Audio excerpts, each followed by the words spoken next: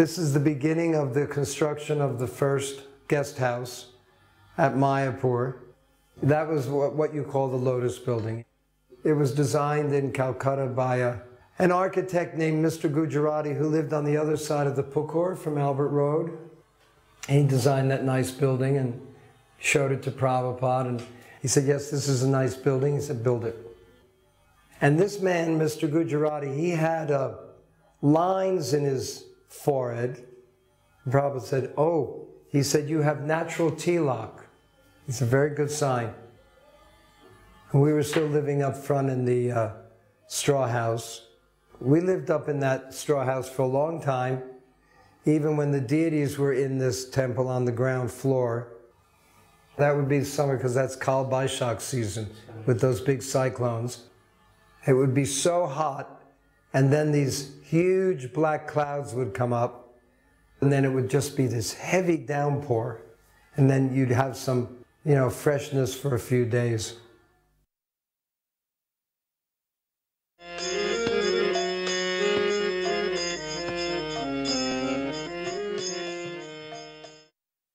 When Prabhupada came to Amsterdam, that was the time I met him the first time. And so Prabhupada just came out of immigration and he saw me and he waved. And it was very ecstatic. I fell to the ground, paid my obeisances, and I laughed and I cried and I had so many emotions at the same time, which was extraordinary. Normally you either laugh or you either cry, but you don't have these emotions at the same time. Then he came to the temple and he gave a lecture. And the amazing thing of the lecture was, prior to that, I could not understand Prabhupada's broad Indian dialect at all, particularly since English is not my first language. But the amazing thing was that as soon as he started talking, I could understand every single word, which was quite remarkable. I couldn't believe it. I went later, put on a tape, and I listened to it, and there it was. I understood every single word. It was kind of a miracle. It was 1971, and there was so many hippies at the time, and everything was a lot more liberal and free. This is Vondel Park. It's a very big park in Amsterdam. Hundreds of people turn up, actually. So Prabhupada did not give a class as such. He spoke very little, and he said that we should have kirtan and give them prasadam. That will be the best help that they can have at this point. Betanienstraat, which was the first place where we had a temple in Amsterdam, it was a garage in the street. Right behind was the red light district. And so Rabi transformed that garage into a temple room, and he actually built the altar. And the interesting thing about Amsterdam, because there were so many hippies, Mongol Arctic was always packed because they didn't sleep all night.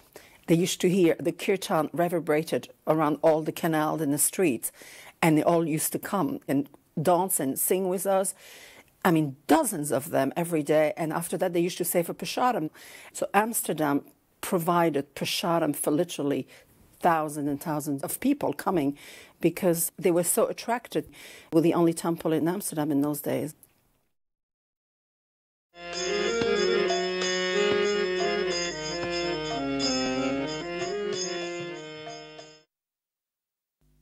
It was held in the late summer, of course, in August, and many non-devotees came, many young people, students. So just the scope of it, the dimension, and the number of devotees, number of non-devotees, it was sort of like a landmark event. Everyone that was there felt it to be so, and even Prabhupada, that something new and greater was occurring. Srila Prabhupada was to come to New Vrindavan to conduct what he entitled the Bhagavad Dharma discourses. He was going to speak from Srimad Bhagavatam for 7 days.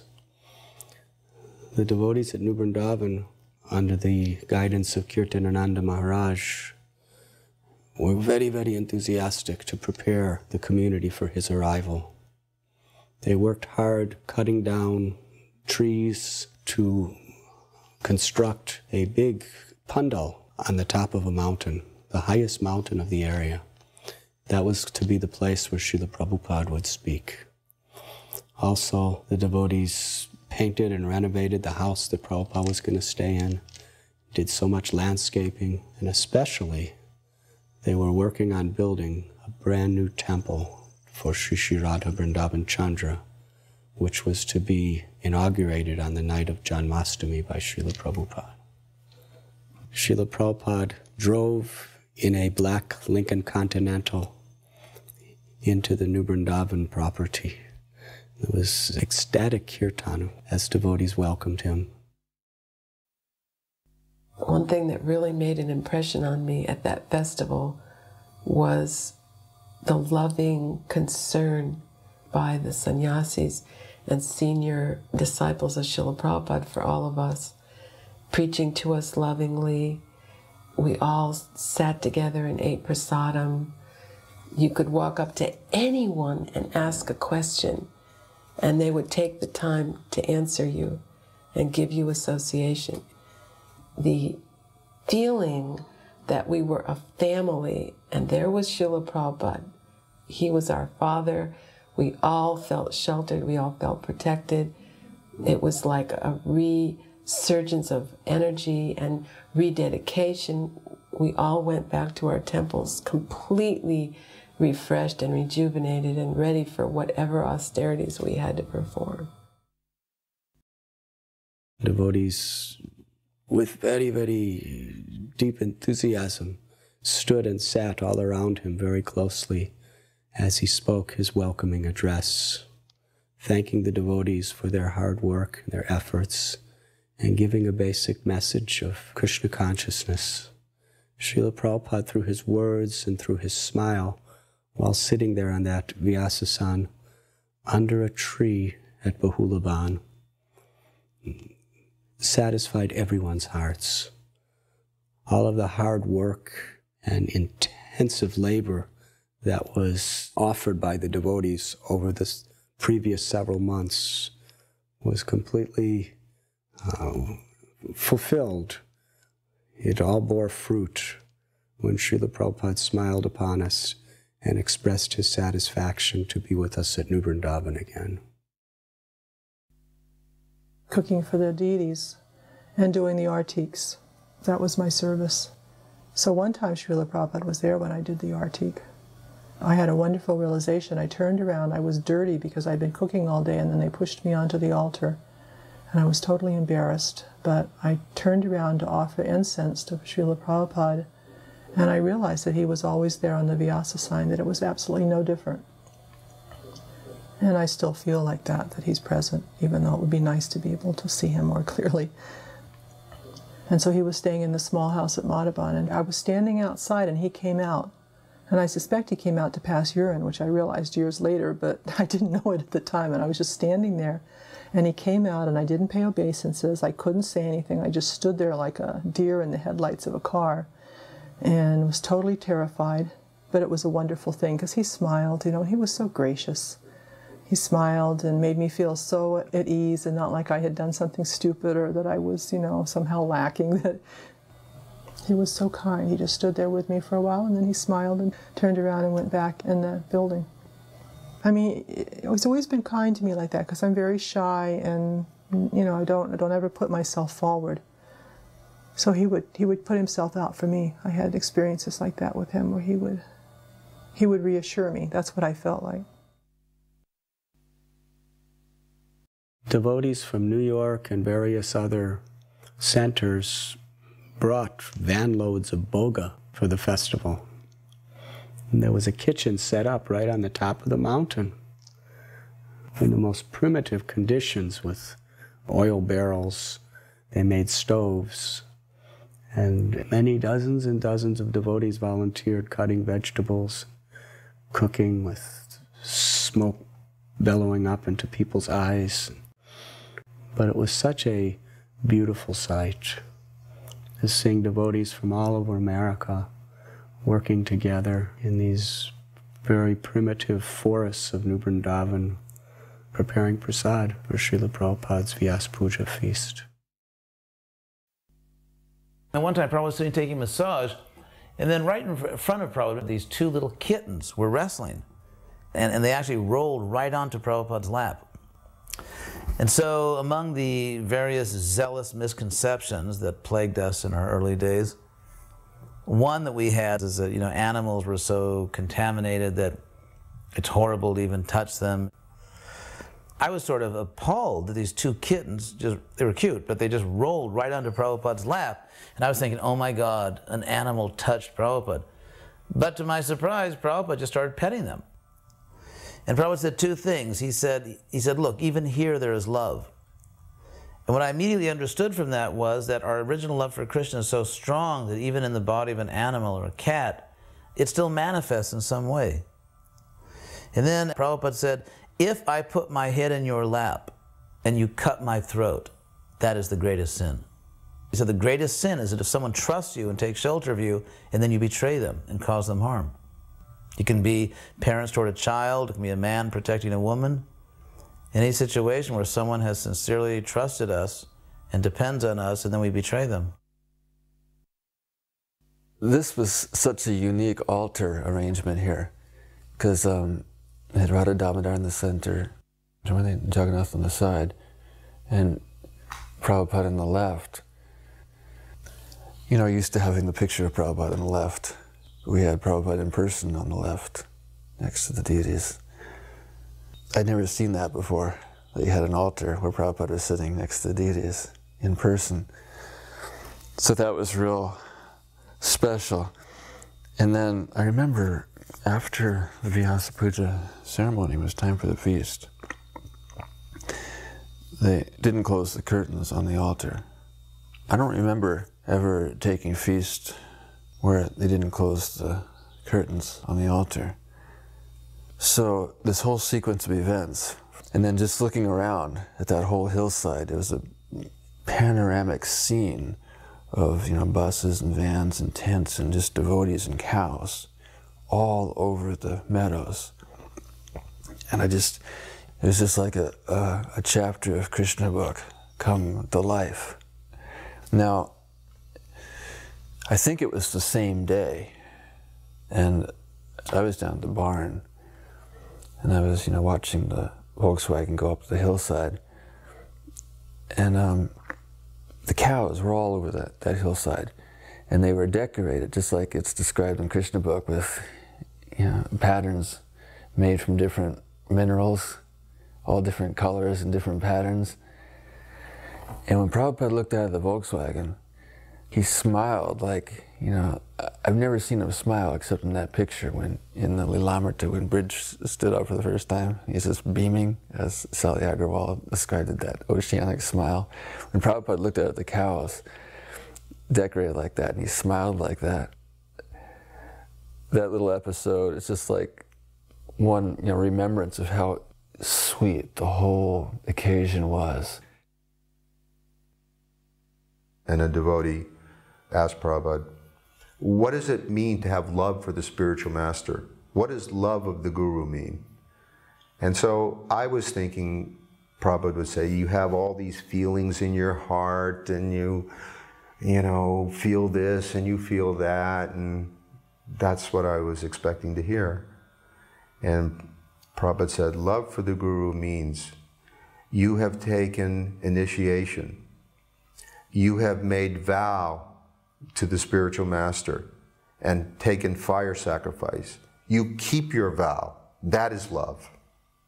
And when I heard that, I said, again, that was one of those statements that Prabhupada would make where all the devotees, we were just taken completely by surprise, at Prabhupada's definition of love, that it was not a feeling at all, but keeping our vow that we made to him when we got initiated. And that is how we show whether we really have love or not. The next day was Vyasa Puja, and Srila Prabhupada, being very sensitive to the time, place, and circumstance, gave this wonderful Vyasa Puja address to describe the spiritual master and why the spiritual master was being offered so much honor and homage on this day, because after all there were many people there, scholars and journalists, etc., who were not familiar with this etiquette. So Srila Prabhupada said, Krishna is very big. He's a very big person. And Prabhupada said it just like in this material world, if you want to please or even see a big man, it is very difficult to do. He often used Ford and Rockefeller. So he said, just like Mr. Ford, if you want to please Mr. Ford, it's very hard, or even to see him, it's very hard. But if you happen to see Mr. Ford walking his dog, and you give Mr. Ford's dog a 2-cent lozenge, Prabhupada used the word lozenge, then Mr. Ford is very easily pleased. So Prabhupada said, I'm the dog of God. It is very difficult to approach Krishna, but if you simply please his dog, Krishna will be pleased. And the day of Prabhupada's arrival, they needed volunteers to fix up the house where Prabhupada was staying, and I went up to help. There was, of course, a frenzy of activity, just as there always is, just before Prabhupada comes in any temple. And it was just an amazing sight to behold. And finally, Prabhupada arrives, and all of the sannyasis come with him, and there's about 8 or 10 sannyasis, and they all file into the house. There's a few devotees hovering by the door, and Prabhupada sees us over there by the door, and everybody else is inside the house, the big guns in the movement, so to speak. And Prabhupada motions that we should also come inside. And so the devotees are outside the door. They're sitting just on the front row, right in front of Prabhupada. And Prabhupada's talking about developing New Vrindavan. One thing I remember he said is that New Vrindavan is non-different than Vrindavan in India. And that he also mentioned that Tulsi is the spiritual barometer for a temple. And then just out of nowhere, he looks right at me and he asks, are you trying to understand the philosophy? So I was so dumbfounded that the Prabhupada was talking to me, I couldn't even say a word. I was just totally in a state of shock. But what I did appreciate is the way Prabhupada phrased that question, are you trying to understand the philosophy? That if someone just makes an endeavor to understand, that's sufficient. Prabhupada would be pleased just by somebody making an endeavor to try to understand. Whether they understand or not, that's another matter, but just to try to understand the philosophy. Bhardaraj was leading, and after the kirtan started getting a little more lively, Vishnu Jan Maharaj took over the lead. Vishnu Jan kept kind of lovingly singing the Maha Mantra. All the devotees were starting to rock side to side. And then Srila Prabhupada, he closed his eyes and he was starting to hit the cartels together with more and more force. At one point, which seemed to be the perfect crescendo of the chanting of Vishnu Jan, everyone was shocked when Srila Prabhupada interrupted Vishnu Jan and took over the kirtan. That had not been seen before. Prabhupada seemed to be in such an ecstatic mood that he had no choice but to take over the kirtan. And at that moment, everyone went absolutely mad. There was a rush toward the stage, and I was right in front of Prabhupada, and we were kind of crushed into the stage, and everyone's arms, it looked like 1,000 arms were outstretched to Srila Prabhupada. People started to cry. Srila Prabhupada's chanting was so beautiful. It's almost like the sky opened up, love of God came down, and it poured over all of us. Because at one point, they were crying so much that they just started to whimper and gasp. I've never been to a kirtan like that before in my life, never since. And I think I cried for about an hour after that. The day wore on and we were fasting and chanting, and then nighttime fell, and the midnight arti, and after fasting and chanting, everybody's ready to break fast. But Srila Prabhupada has the devotees open up Krishna book, because now he wants to hear about Krishna. It's the appearance of Lord Krishna. So Prabhupada sits up straight and his eyes are open and he's all ready to hear, and we're all ready to eat, basically. So Krishna's pastimes are being read. Now it's 12:30, 1:45, 1 o'clock. And everyone in the room, except for Prabhupada, is gradually being overcome by the forces of sleep. And we finished the first chapter, and then it continued into the second chapter and the prayers by the demigods for Lord Krishna in the womb, fairly weighty philosophical topics. And you would see these dandas nodding like divining rods, or like crossed swords crossing in the aisle, as the sannyasis bearing them would gradually be falling asleep. And then the rods would again split apart from one another as the sannyasis would jerk themselves awake, and then the rods would gradually descend again as the devotees holding them descended towards sleep. But Prabhupada was very staunch. He was there listening very intently. And at one point I remember looking around the room and everyone in the room was asleep except for Prabhupada at one point. It was really incredible. I was watching Prabhupada very carefully to see if he was going to fall asleep.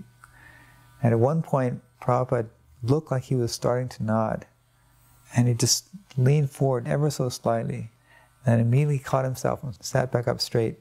And with his right hand he made a chopping motion, like, no, I won't fall asleep. And from that moment on, he was sitting there listening in rapt attention. Then suddenly it's pitch black. The power had gone out. So I was thinking, what is Srila Prabhupada's expression going to be when the lights come back on? Is he going to be upset? What is he thinking about? It seemed like a very long time that the power was off. And when the lights came back on, Prabhupada had this huge ear-to-ear grin on his face. And the words that he said were, "So now Krishna is sitting on the lap of Mother Yasoda. I think you are all tired, so we can stop here." And all the devotees started roaring. I remember Gayatri and several other of ISKCON's best bakers spending several days to cook a gigantic cake for Srila Prabhupada's Vyas Puja. It was the most enormous cake I ever saw in my entire life. And they were cooking everything on this very, very simple makeshift wood oven. The fuel was wood, and they made the oven out of some sort of big cans, barrels. And they would just make a little piece at a time, a little piece at a time, and they just, as the days went on, they were stacking it up, and it ended up a huge, glorious, incredible cake. They brought it all the way up on the hill. Many devotees had to carry it, and then they offered to Srila Prabhupada. And as Srila Prabhupada was eating it, it became prasad. So within moments, devotees gathered around the cake for remnants, and they practically dove into that cake. Within a matter of seconds, this gigantic cake disappeared.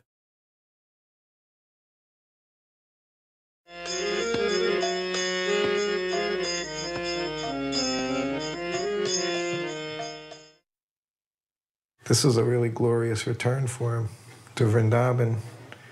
He just really enjoyed his disciples being there. And Prabhupada was really excited about going back there. I became his servant like a month before. And he had it planned out. And he would give little ideas of what his plan was. And that's what he said. He would be speaking in English, because it was for his disciples, he said. Not that he was going to speak in Hindi to the local inhabitants or Braj, but he wanted to speak to his disciples. And he was training them up in Krishna consciousness. We lived in Keshi Ghat by the banks of the Jamuna, And every morning we would attend Mangal Arti in Keshi Ghat. And after that, Achyutananda Swami would take a Sankirtan party and would go all the way to Ramanreti, where the Krishna Balaram temple was under construction. And then would walk back along the Parikrama path that followed the Jamuna River and go to the Radha Damodar temple in time to meet Srila Prabhupada there. And Prabhupada would lead us in the Jai Radha Madhava prayers. And then he would speak on Srimad Bhagavatam, first canto, chapter 2, Divinity and Divine Service. And although we had heard what he was saying before, it was the basic Krishna conscious philosophy, in that atmosphere it had tremendous impact. I can't imagine how fortunate we were, that small group of us, to be in the most auspicious place, Vrindavan, and then within Vrindavan, in such an auspicious place where the Goswamis used to sit together, and to be there at such an auspicious time, Kartik, with Krishna's pure representative, Srila Prabhupada. It was simply Srila Prabhupada's kindness upon us that he made this arrangement to impress upon us this incredible philosophy of Krishna consciousness. So powerful, so important, so profound. So it was an incredible month, and a month that I will remember my entire life. Certainly, it moved me very deeply. But once we were walking in Vrindavan along the road, and it was just a couple of us, and all of a sudden, out of the blue, Prabhupada just stops. And he turned around, and he looked at me straight in the face, and he said, so Dinanath, you will become a pure devotee? Simultaneously, it was a question, but it was a directive too. He was inquiring, but at the same time, he was giving me a directive. And I immediately answered, I said, yes, Srila Prabhupada. Then, about a day later, we're walking again the same way. He stops again, turns and looks at me, and he says to me, don't change anything. Turns back around and keeps walking. Prabhupada's room at the Radha Damodar temple, you can see behind, there's like these little holes. It lets the wind come through. And you can actually see behind in the courtyard. So Shyamadundar's daughter, Saraswati, was there, and she was pulling on a shirt of a little Bengali gentleman. And she was telling the gentleman, who is Krishna? Do you know who is Krishna? And the gentleman looked at this amused look on his face. Saraswati may have been 4 or 5 years old at the time. She was very young. And Prabhupada was looking, and we were looking. And the man was amused that this little girl would ask him that. And then she told him, Krishna is the Supreme Personality of Godhead, and you should surrender to him. And Prabhupada says, just see, she's a guru. She's preaching about Krishna.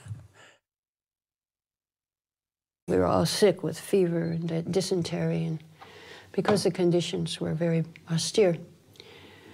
And I remember Vishaka and I, we used to prefer to just jump in the Jamuna River, even though it was completely pitch dark and we couldn't see anything, we couldn't touch the bottom, rather than go in the bathroom, which was slimy and indescribable. So then Prabhupada would give lectures in the morning on Bhagavatam, and in the evening on Nectar of Devotion. At that time, the courtyard was just dust, and there was a lot of, I remember, rubble around it. And to me, the temple looked like it was bombed out. We couldn't even tell it was a temple, the front of it. It was all like crumbling, and the inside there was rubble everywhere in the courtyard, and it was dust. But actually, I prefer the dust because it was the original dust where the 6 Goswamis sat. And Prabhupada did mention in his lecture how the 6 Goswamis used to sit in that very courtyard discussing Bhagavatam. And Jiva Goswami would be sitting and writing his commentaries, and another one would be singing the verses. So we were sitting in that same place hearing Prabhupada discuss Bhagavatam. And then after the evening nectar devotion, Prabhupada would have darshan in his room. And that time, he would just talk very informally. I remember him warning us not to associate with the Babajis. And he talked about Markat Vairagya, that the monkey has many wives. He's vegetarian, and he's renounced it, but he has many wives. So the Babajis are like that. He told us, he said we shouldn't associate with them.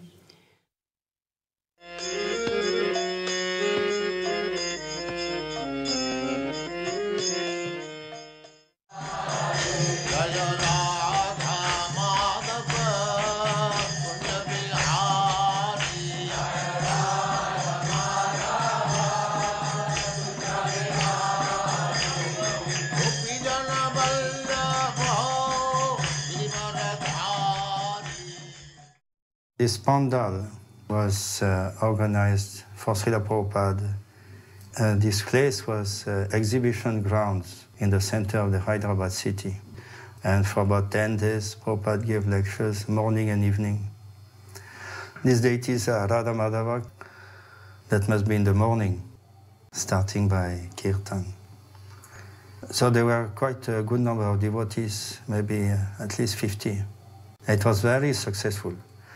That was the most successful program of Srila Prabhupada in Hyderabad. Every day, about not less than 5,000, sometimes 10,000 used to come, especially in the evenings.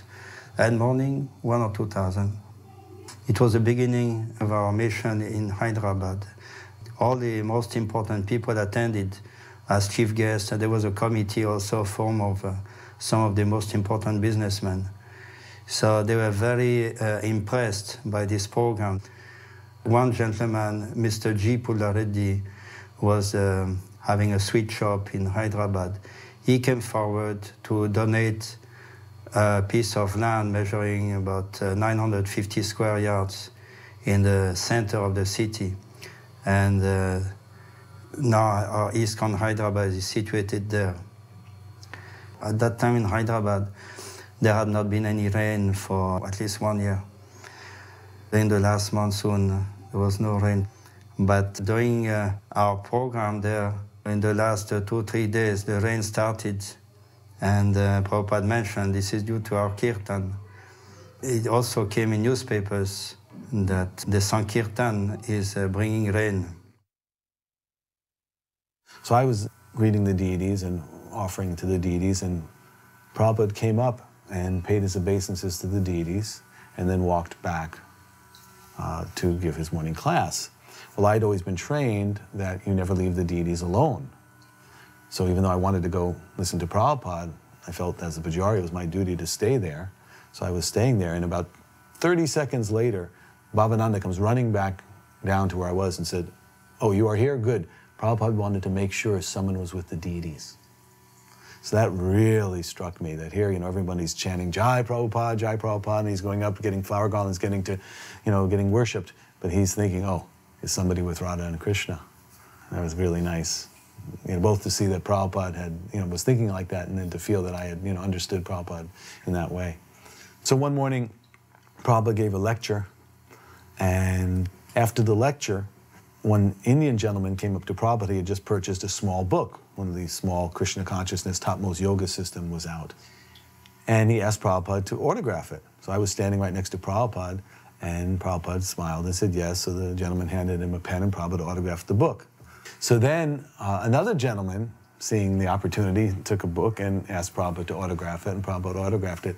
So I was standing right next to Prabhupada. So another man, the third man, he pulls out of his pocket a little notepad, and with a pen, and he says, asked Prabhupada for his autograph. Prabhupada looked at him and smiled and said, "No book, no autograph." We were in Hyderabad. At this time, I was torn between, making my commitment to maintaining brahmachari and considering even going into sannyas and thinking about marriage.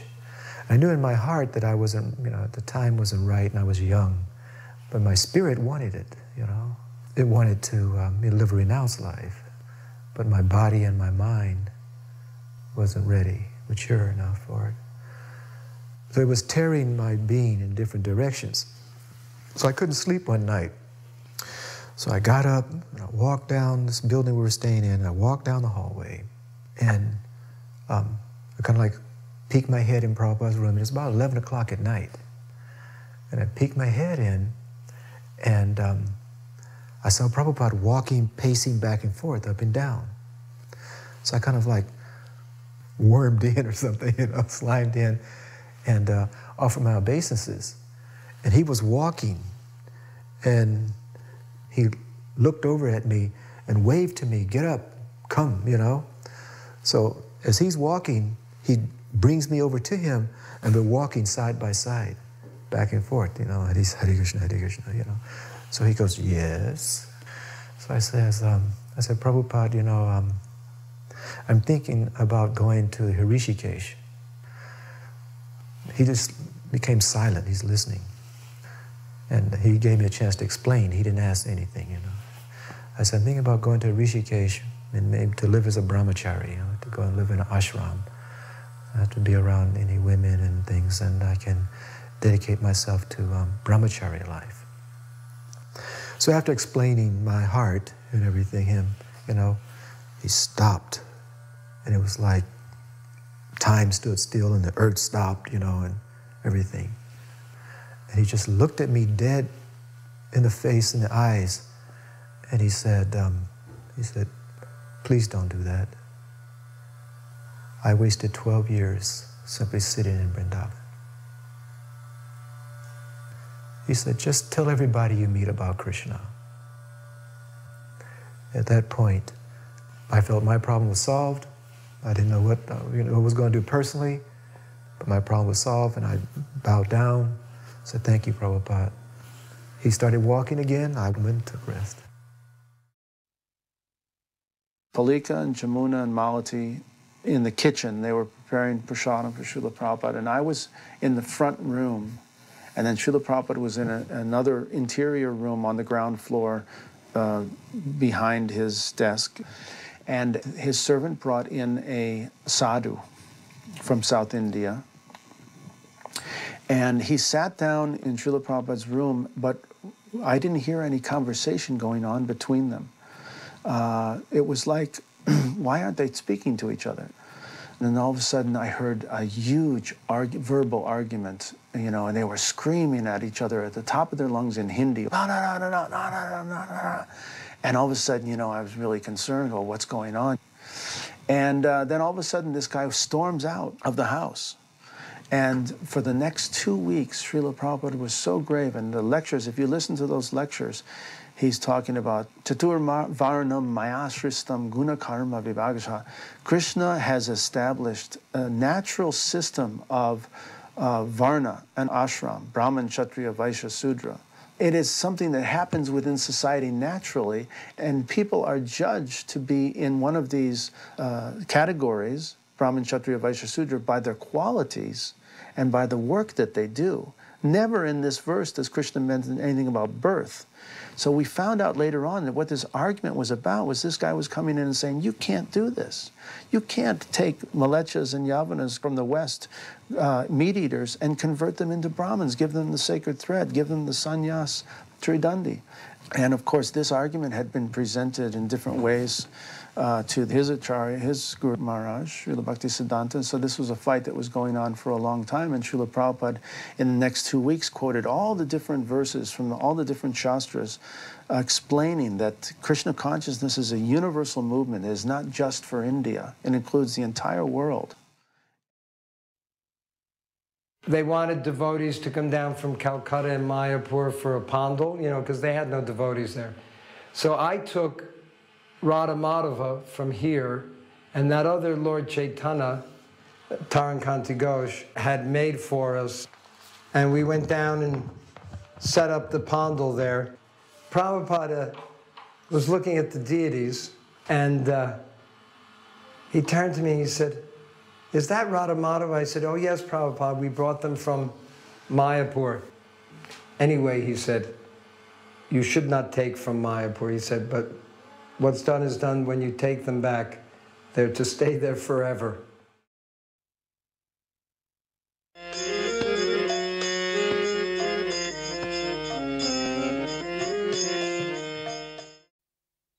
This day, I was working in the kitchen under the supervisor of Bhaktivedanta Swami, cleaning and all the details. And it's already after 9 in the morning and nobody came for prasad. So I asked Maharaj, why nobody's coming for prasad? He said, in the temple there's a fire sacrifice. And I said, what is fire sacrifice? He said, Prabhupada giving initiation. After that they will come. I said, what is initiation? So I was insisted to come and see what is a fire sacrifice and the initiation. I don't know anything about that. Maybe that was 3 or 4 weeks I was there. So he said, okay, you can go for 10 minutes, there's a lot of work to do in the kitchen. So I came and I stood in that side of the corner watching what is going on. Then Prabhupada saw me. He said, you come and sit down for initiation. Then Prabhupada asked me many questions during that initiation. First he gave me the beads, then he said, what is your name? I said, my name is Sekhar Kumar, but Giriraj Swami and everybody call me Haridas. He said, okay, keep that name, but you must follow the teaching of Haridas. Then he asked me, do you follow 4 principles? Because I don't understand, I said, no. Then Giriraj Swami said, Haridas, those not eating meat, not fish, not drinking. I said, yeah, those I know, those I follow. Then gave me the beads, and then he sent me back. He said, now you go to kitchen and start working. The fire sacrifice is still not over. And when I gone back to kitchen to work, and Panchadevida Maharaj got angry at me. He said, what took long time, you know? He was send you for 10 minutes. I said, I just got the initiation. He said, what you're doing, go back there. So I came back again, and that was like a climax of the fire sacrifice. In 1972, in December, Srila Prabhupada went to the house of one Vaishnava gentleman named Kartikeya Mahadevya. And this particular gentleman had some very nice apartment, luxurious apartment, fronting the ocean. So Srila Prabhupada went to his place and stayed there. It's pretty spacious quarters. Quite a few devotees every night would come there. So we went to see Srila Prabhupada. We had come back from a trip to South India. We had gone to Madurai, Coimbatore, Bangalore, several places. And Prabhupada says, someday I want to go there and see. So Prabhupada said, would you please make arrangements to take me there someday? I says, okay, Prabhupada. And then we told Prabhupada, well, Prabhupada, we've been to some place in Coimbatore, and we worked really hard, and we were going to so many places, and we were trying to make life members, but we could hardly make any life members. And we went to some other place, and we hardly did anything. We just sat in the room and chanted, and we ended up making like 20 life members. So we don't understand this. And Prabhupada said, well, you don't understand because you're too attached to the result. And then Prabhupada quoted that verse from Bhagavad Gita, Karmani vadikaraste mafaleshu kadachana. That, you do your duty, but don't be attached to the result. And Prabhupada says, you leave the result to Krishna. And Prabhupada said, you leave the result to Krishna, act sincerely. And Prabhupada says, if you're very sincere, Krishna himself personally will see that you become successful. And Prabhupada says, but you have to understand, this is not simply about an amount of money. He says, you do the service, and Krishna will judge. Krishna will decide. And then Prabhupada says, my Guru Maharaj one time told me that even if there's not so many people, we can preach to the wall. That doesn't matter. We can preach to the wall. Prabhupada says, you just go on preaching, that's all. You just be sincere, preach, and Krishna will make it successful. The last day of the Pandal was a Sunday, and more people attended than ever before. There's tens of thousands of people in the huge Pandal. Prabhupada lectured very strongly from the Vyasasana, and then when he finished, the kirtan began, as it did every evening. This kirtan was especially enthusiastic. And then at one point, he got up off the Vyasasana and went before the deities, clapping. And then he started to circumambulate the deities with a very light step. He went around once, and then he went around a second time, and then a third time. And when he came before the deities, very gracefully, he put his arms in the air and he began to dance. It was almost as if he was weightless. He danced so effortlessly. And everyone was electrified by this. Everyone in the audience was riveted on Srila Prabhupada dancing before the deities. At that point, I was in the audience. I was photographing the Pandal program. And it felt as if all the sinful reactions of all those people suddenly lifted. It was an extraordinary feeling. There was such a lightness there. It's stated in the Nectar Devotion that if you clap your hands in kirtan, then the sinful reactions leave you, just like birds leaving a tree when there's a sudden noise. They all fly off together. And that's what it felt like. There's this burden of karma lifting all at one time.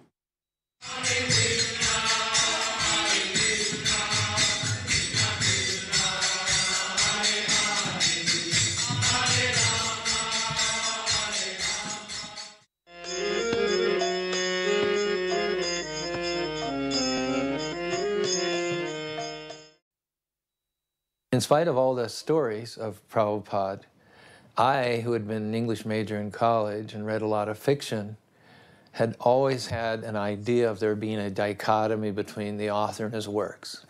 So I just always had this keenness to meet Prabhupada, the author of this book, the Bhagavad Gita and other ones that were coming out. And when Prabhupada came to Australia, what struck me was that whether Prabhupada was speaking before an audience of 600-700 people or whether he was just in a room alone with me, he was basically speaking the Bhagavatam and the Gita. He was the Gita and the Bhagavatam. You know, you might think that someone would have a public persona, but then when they get back home, you know, there might be other topics of conversation. But he would preach just as strongly to me as the only other person in the room as he would in a huge rented hall with a large crowd. That inspired me to launch a very, very deep study of Srila Prabhupada's books. And I think because I did that and continue to do it to this day, I've never faltered in my faith in Krishna consciousness. We are selling about 25 to 30,000 rupees worth books daily.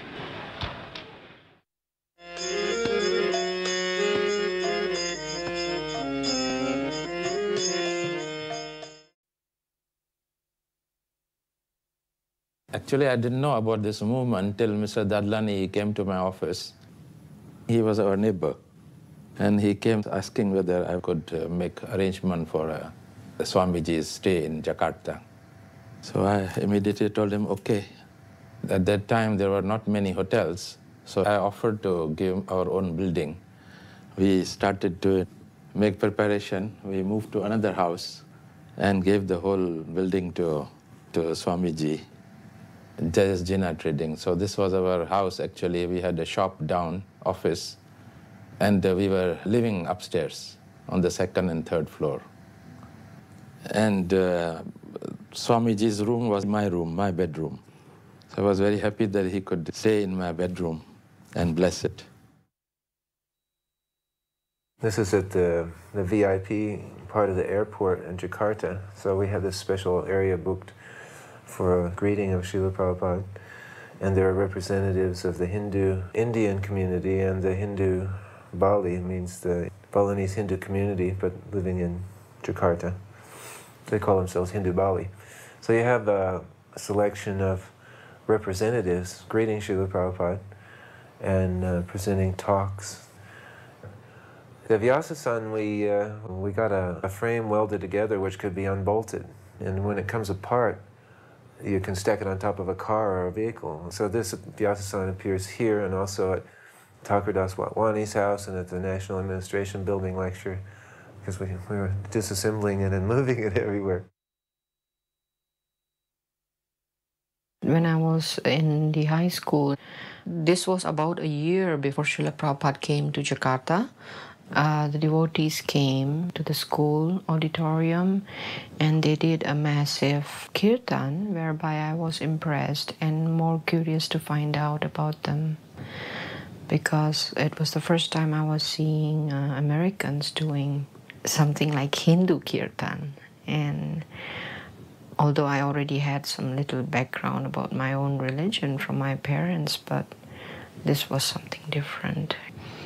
And after they did kirtan, I tried to find out where they were staying, who they were. In fact, I found out that they were staying not far away from the school where I was going.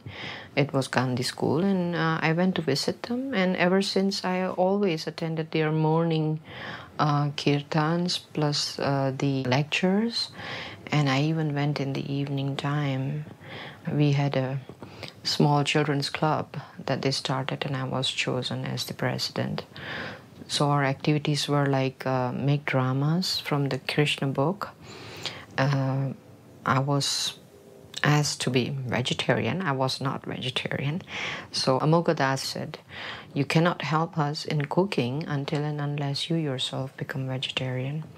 I asked them how long. I mean, it would take me to become vegetarian first and then help you. So he said, at least a month. You have to prove to us that you will have no tea, no coffee, no onions, no meat eating.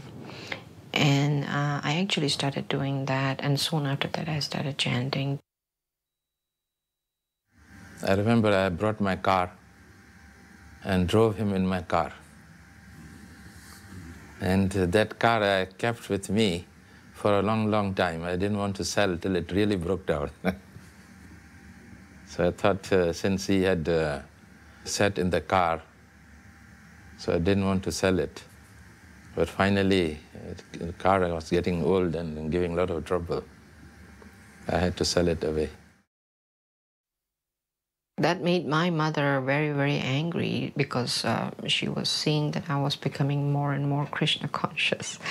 And she was finding it difficult to cook separately for me. So she even tried to make it hard for me, like you have to eat what I prepare or not at all. So when I was really hungry, I had to go in the kitchen and cook myself.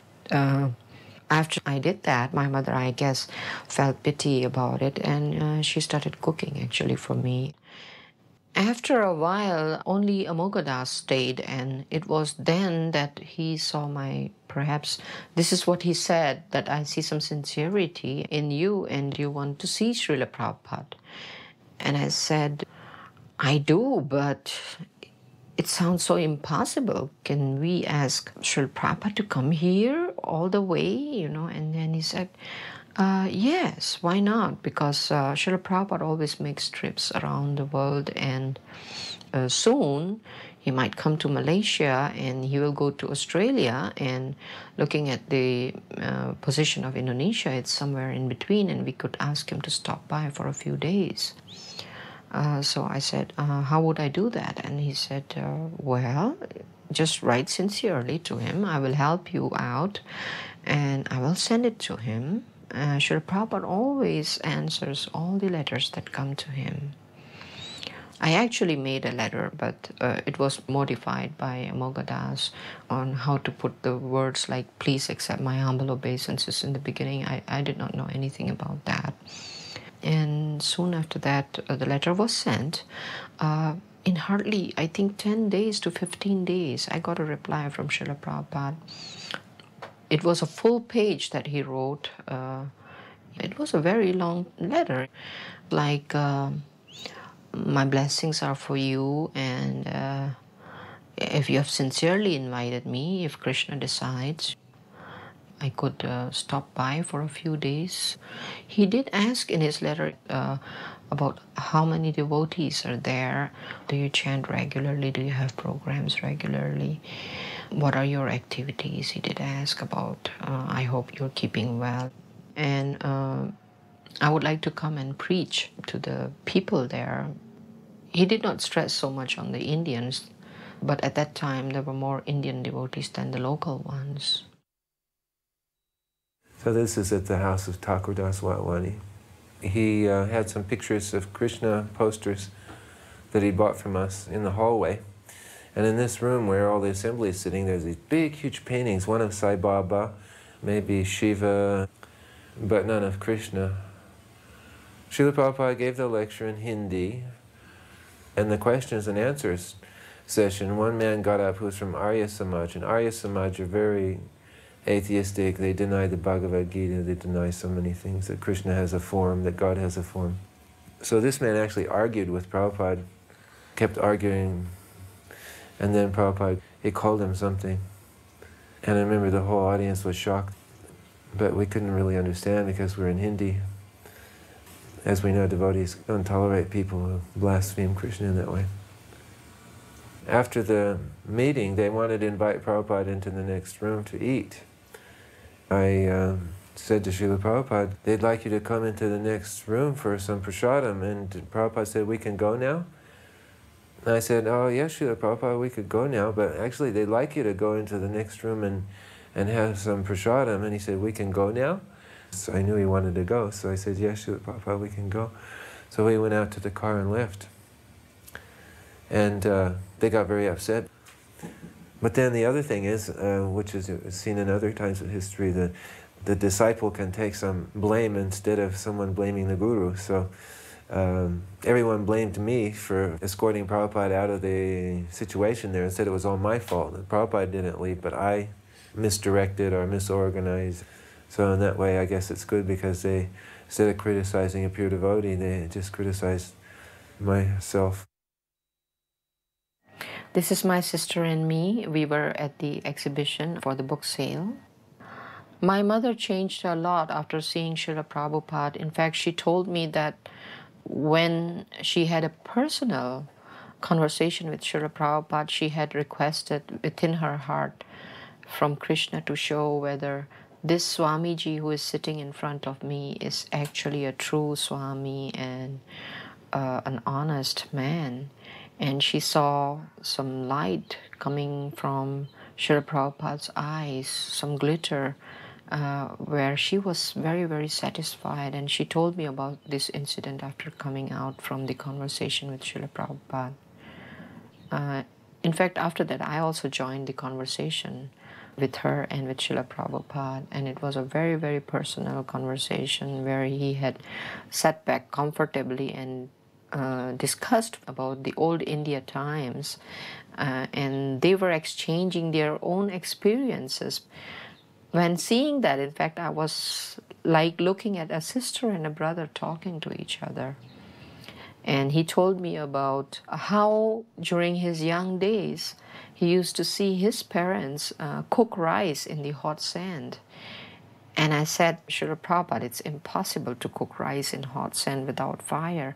And he had laughed and he said, yes, what do you know, because you're born in the modern age. Why don't you believe me, he said. And I had to laugh and I said, of course, Srila Prabhupada, if you say so and if you've seen it, then it must be true. Then suddenly he asked us, so are there papadums here? What food do you eat? And we told him, both of us, that we cook Indian food. We get all kinds of vegetables here. It's almost like India, my mother told him. And he asked about papadums again. And then I said, oh, Srila Prabhupada, we get giant papadums. And he began to converse in Hindi with my mother. And he said, is she saying the truth? There are giant papadums? What do you mean by giant papadums? And then my mother told him they're double the size of Indian papadums. And then he said, who makes them? And I had to explain to him, Srila Prabhupada, we have cooks. In most of the Indian homes, we have local cooks whom we train up.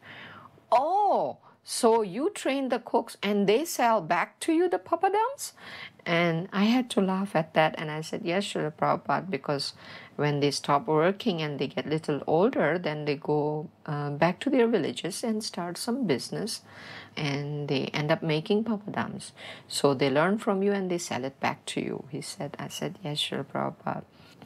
So we had taken Srila Prabhupada some of the papadums and given it to him. The other stories that he was discussing with my mom was how the Pakistanis, even Muslim, used to stay as neighbors with the Hindus in peace. He said we were staying even with one wall between us. And my mother had mentioned that there were windows even in the walls that we could exchange sometimes food and other things that we cooked. There was a lot of conversation between them in Hindi, but he had also at that time told my mother, so you should read my books. And my mother told him, I don't read and write, I'm illiterate. And he said, but you can speak Hindi and you can speak Indonesian, so you should learn English. And my mother told him, I'm too old. He said, it's never too old to learn. And she said to him, but Srila Prabhupada, I have read Mahabharata and Ramayana all my life. And he said, they are very different from my books. And it's very important that you understand what you read because there are so many translations and they are very, very misleading. She had Ramayana and Mahabharata in Sindhi language. In fact, she used to get up very early in the morning, and even since childhood, I used to hear her recite those books. So I guess that was the effect on me that I came to know about Krishna consciousness. It was like every morning we used to hear her read those books. This is the gathering at the Lembaga Administrasi Negara. It's an auditorium beside the President's Palace in Jakarta. This is his first day lecture. Kirtans were held and a very strong lecture which was in fact recorded. All the lectures were in fact recorded. I had the opportunity of being with Srila Prabhupada every minute from the morning walks that he had around the place that he stayed during the first day. We went around Pasar Baru area, and he had in fact stopped by at one shop that had words written Toko India. Does Toko mean shop?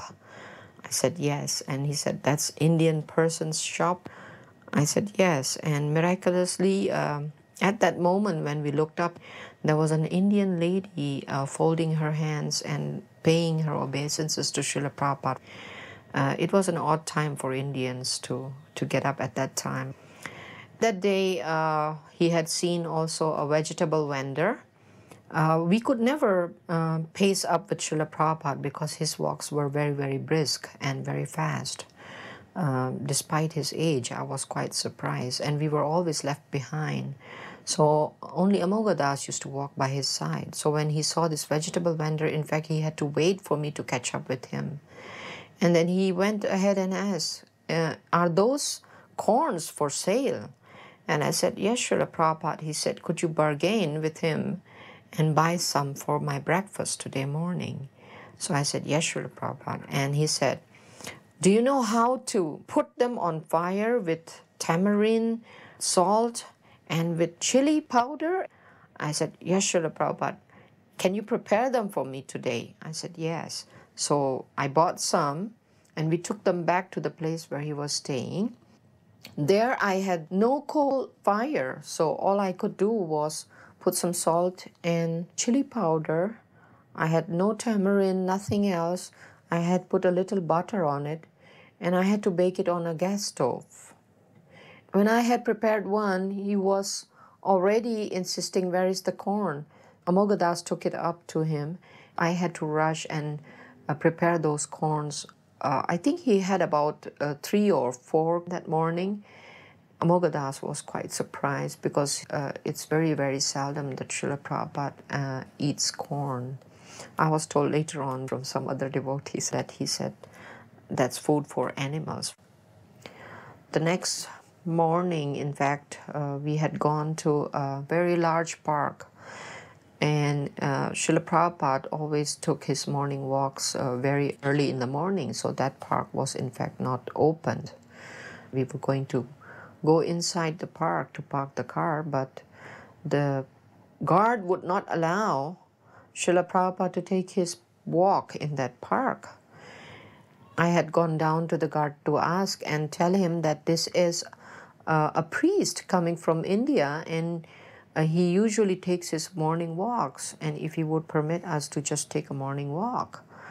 And the guard totally refused.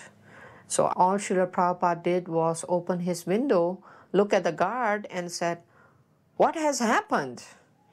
And the guard, looking at Srila Prabhupada, just was like hypnotized and immediately opened the gate for Srila Prabhupada to go in. It was like a miracle, and we were all surprised.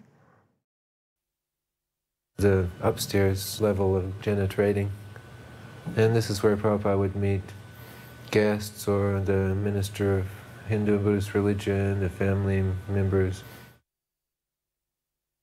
This is our house. Family gathering, yes, this is our family now.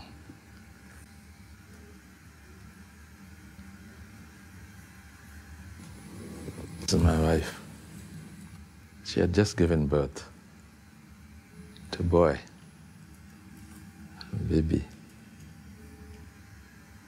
He told us to ask whatever we wanted. I don't remember, but it was quite interesting. We were very impressed. And he blessed all of us.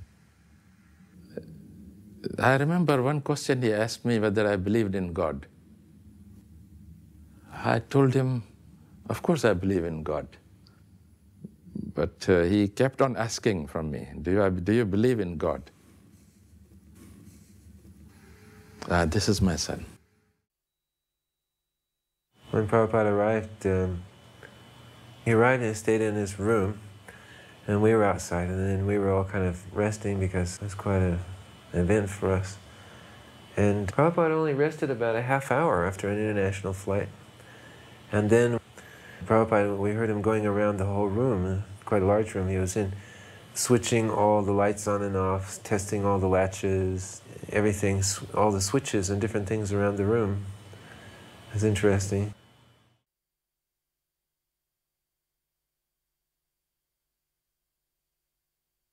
The next section shows Srila Prabhupada at the Hindu Bali temple at Rawamangalam. And they have a band, I think it was called a gamelan. It's a kind of music that plays percussion and gongs and different instruments. It's quite unusual. It's an undescribable, unique sound that band has. When Srila Prabhupada arrived, they sat down all together and chanted the first line of the Gayatri mantra out loud. And together, that's what they do. They sit and slowly chant the first line of Gayatri mantra. In Srila Prabhupada's talk, he talks about the Gayatri mantra and the meaning of Gayatri. They played their own music to greet Srila Prabhupada, but also when he sang Jai Radha Madhava, which is he would always sing before speaking, he directed them to play along with him as he sang Jai Radha Madhava. But their band plays in very minor keys, and it's quite an amazing sound to hear Prabhupada chanting Jai Radha Madhava and them playing those instruments at the same time. It's very unique. And then they walked Prabhupada around outside. They have an outdoor altar with a very high structure with a chair at the top, an empty chair, and then all these kind of carvings of beings. They bring offerings, and they invite Lord Brahma, whoever they want to worship, to sit there. But Srila Prabhupada said they should have Radha and Krishna up there. Is it possible for only one person to be initiated? Then Amoghadass said, Krishna consciousness believes in quality than in quantity. And I have spoken to Srila Prabhupada and said that there is only one sincere devotee that I see worth getting an initiation from you, and he has agreed. So I myself, I had gone inside the room, and he had chanted on the beads, and after chanting, I had asked him the question, Srila Prabhupada, what can I do? What is my duty after this? Do I have to leave my home and come and stay at the temple? And he said, no, it's not necessary. Krishna consciousness means you have to change your consciousness. It does not matter where you stay. You just have to chant and remember Krishna all the time. That is Krishna consciousness. And I said, what is my duty? He said, if you speak Sindhi, then preach to the Indian ladies. Read my books, chant, and be happy.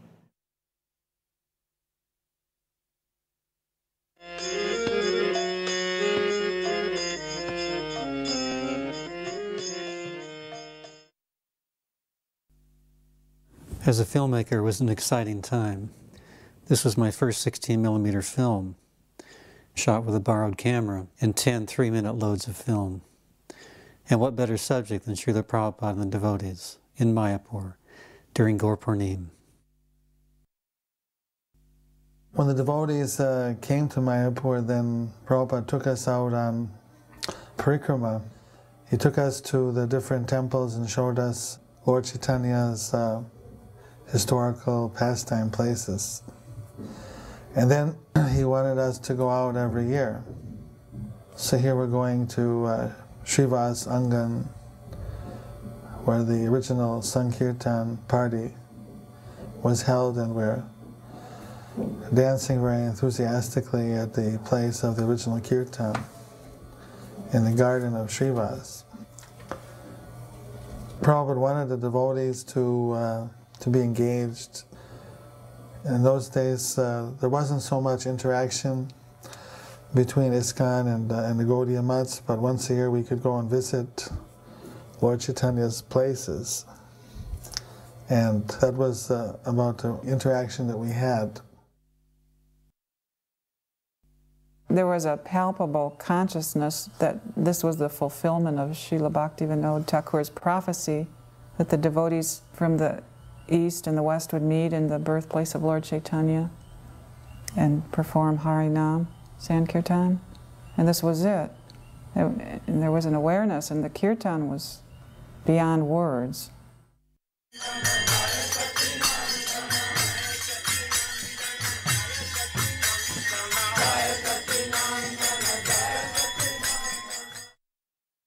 This is the birthplace temple.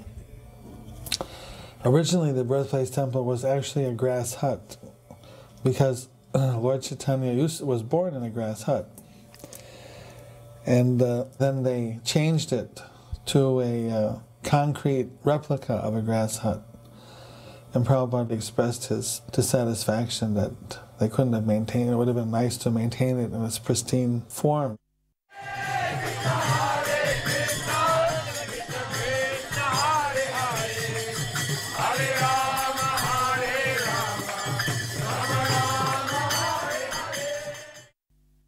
Mayapur was a cow shed and a cement go-down and a construction site. And the devotees were staying in tents. It was very austere. This is the Lotus building, the first building. Prabhupada was very much involved in the whole construction. Every time he came, he wanted to see what was happening.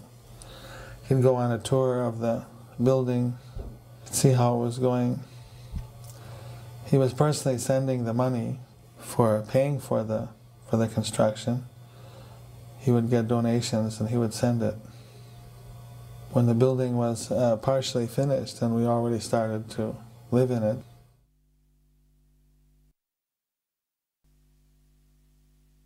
Radhamadhava were in the bhajan kutir. Then we built this little kind of a shed just to the side of the bhajan kutir where the arti is going on. There's a lot of people there because that was Gopurnima festival. But previously no one was coming to Mayapur. The whole of 72 practically nobody came. And more or less I knew everybody that was walking down that road. And there were no visitors, they were just local people. And one time I saw some people walking down and I thought, oh, these are not local people because you can tell by the dress. So then they actually come in the property. And I thought, oh, they're coming in for darshan. And I thought I would get it back to Godhead and see if I can give them back to Godhead when they come. So I run in the bhajan kutir and got it back to Godhead. I come out, and Prabhupada was still already standing there. He had come out the bhajan kutir also. And he was just standing in front of the deities. Then he looked at me and he said, why you're not here? He said, you see the guests are coming and there's no one here. The first people who've been in about a couple of weeks. He said, no one is here. He said, people are coming. He said, you should be here. I said, I just wanted to get back to Godhead, Prabhupada, and I just come out. And then he was kind of looking at me and he seemed to be saying, what are you making all these excuses for? He was kind of smiling. I remember the first time I gave Prabhupada Charnamrita there, and my hand was shaking uncontrollably. And I was looking at my hand, I was thinking, why is it happening like this? It never happened before like that. It was really just uncontrollably shaking. And he just kind of looked at me and smiled. And he took the Charnamrita. Another time Prabhupada was sitting in the bhajan kutir just on the outside under the veranda with one of his godbrothers, Damodar Maharaj. And I went and I offered him Charnamrita. And he was just sitting there, the sun was shining in it. And he just put his head back and he opened his mouth. And then he let me pour the Charnamrita into his mouth. Then Damodar Maharaj, his godbrother, did the same thing. He just put his head back and opened his mouth and I was pouring Charnamrita. But it was kind of a strange experience because, you know, Prabhupada, he was our Lord and Master, the big father figure, protector and everything, and then he's kind of acting like a little baby, and you have to feed him. It was a new experience that I had with Prabhupada. Prabhupada really liked Mayapur. You know, he seemed really relaxed in Mayapur when we would come. I remember the one time we went up to his quarters when he first got there, and Of course, I'd follow him in, setting everything up, and he was just looking out his window. You know, his windows, of course, were on each side of his room.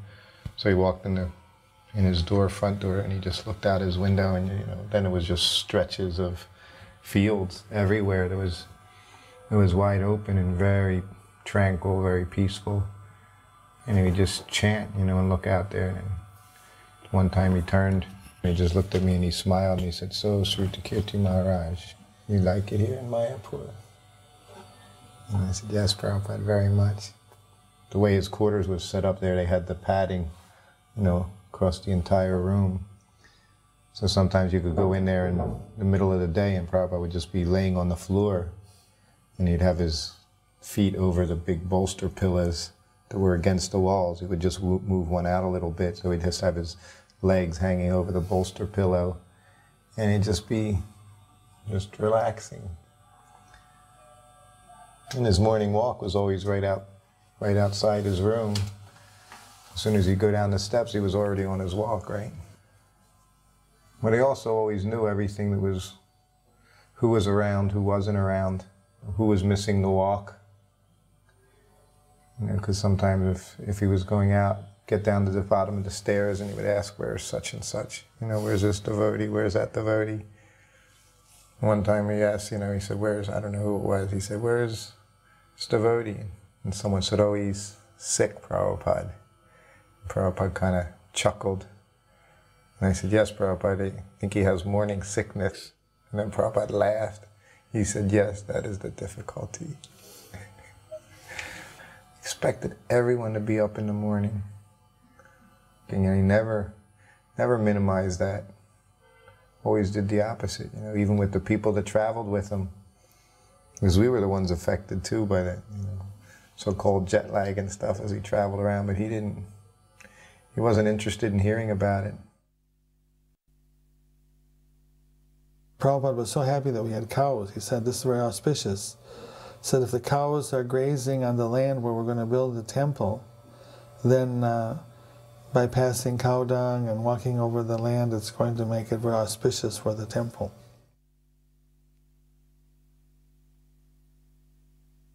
Prabhupada wanted us to feed the local villagers, so we had, even before we had a building, we had a big pot for cooking and distributing prasadam. Prabhupada used to go on walks, and he liked to walk along the pathways in between the fields. He called these the little highways. As he'd be walking, then the villagers would offer him respect and pay obeisances. It was a very informal, friendly environment with all the local villagers. Prabhupada would walk out in the fields and then he'd look and he'd say, "Here there'll be a spiritual city one day."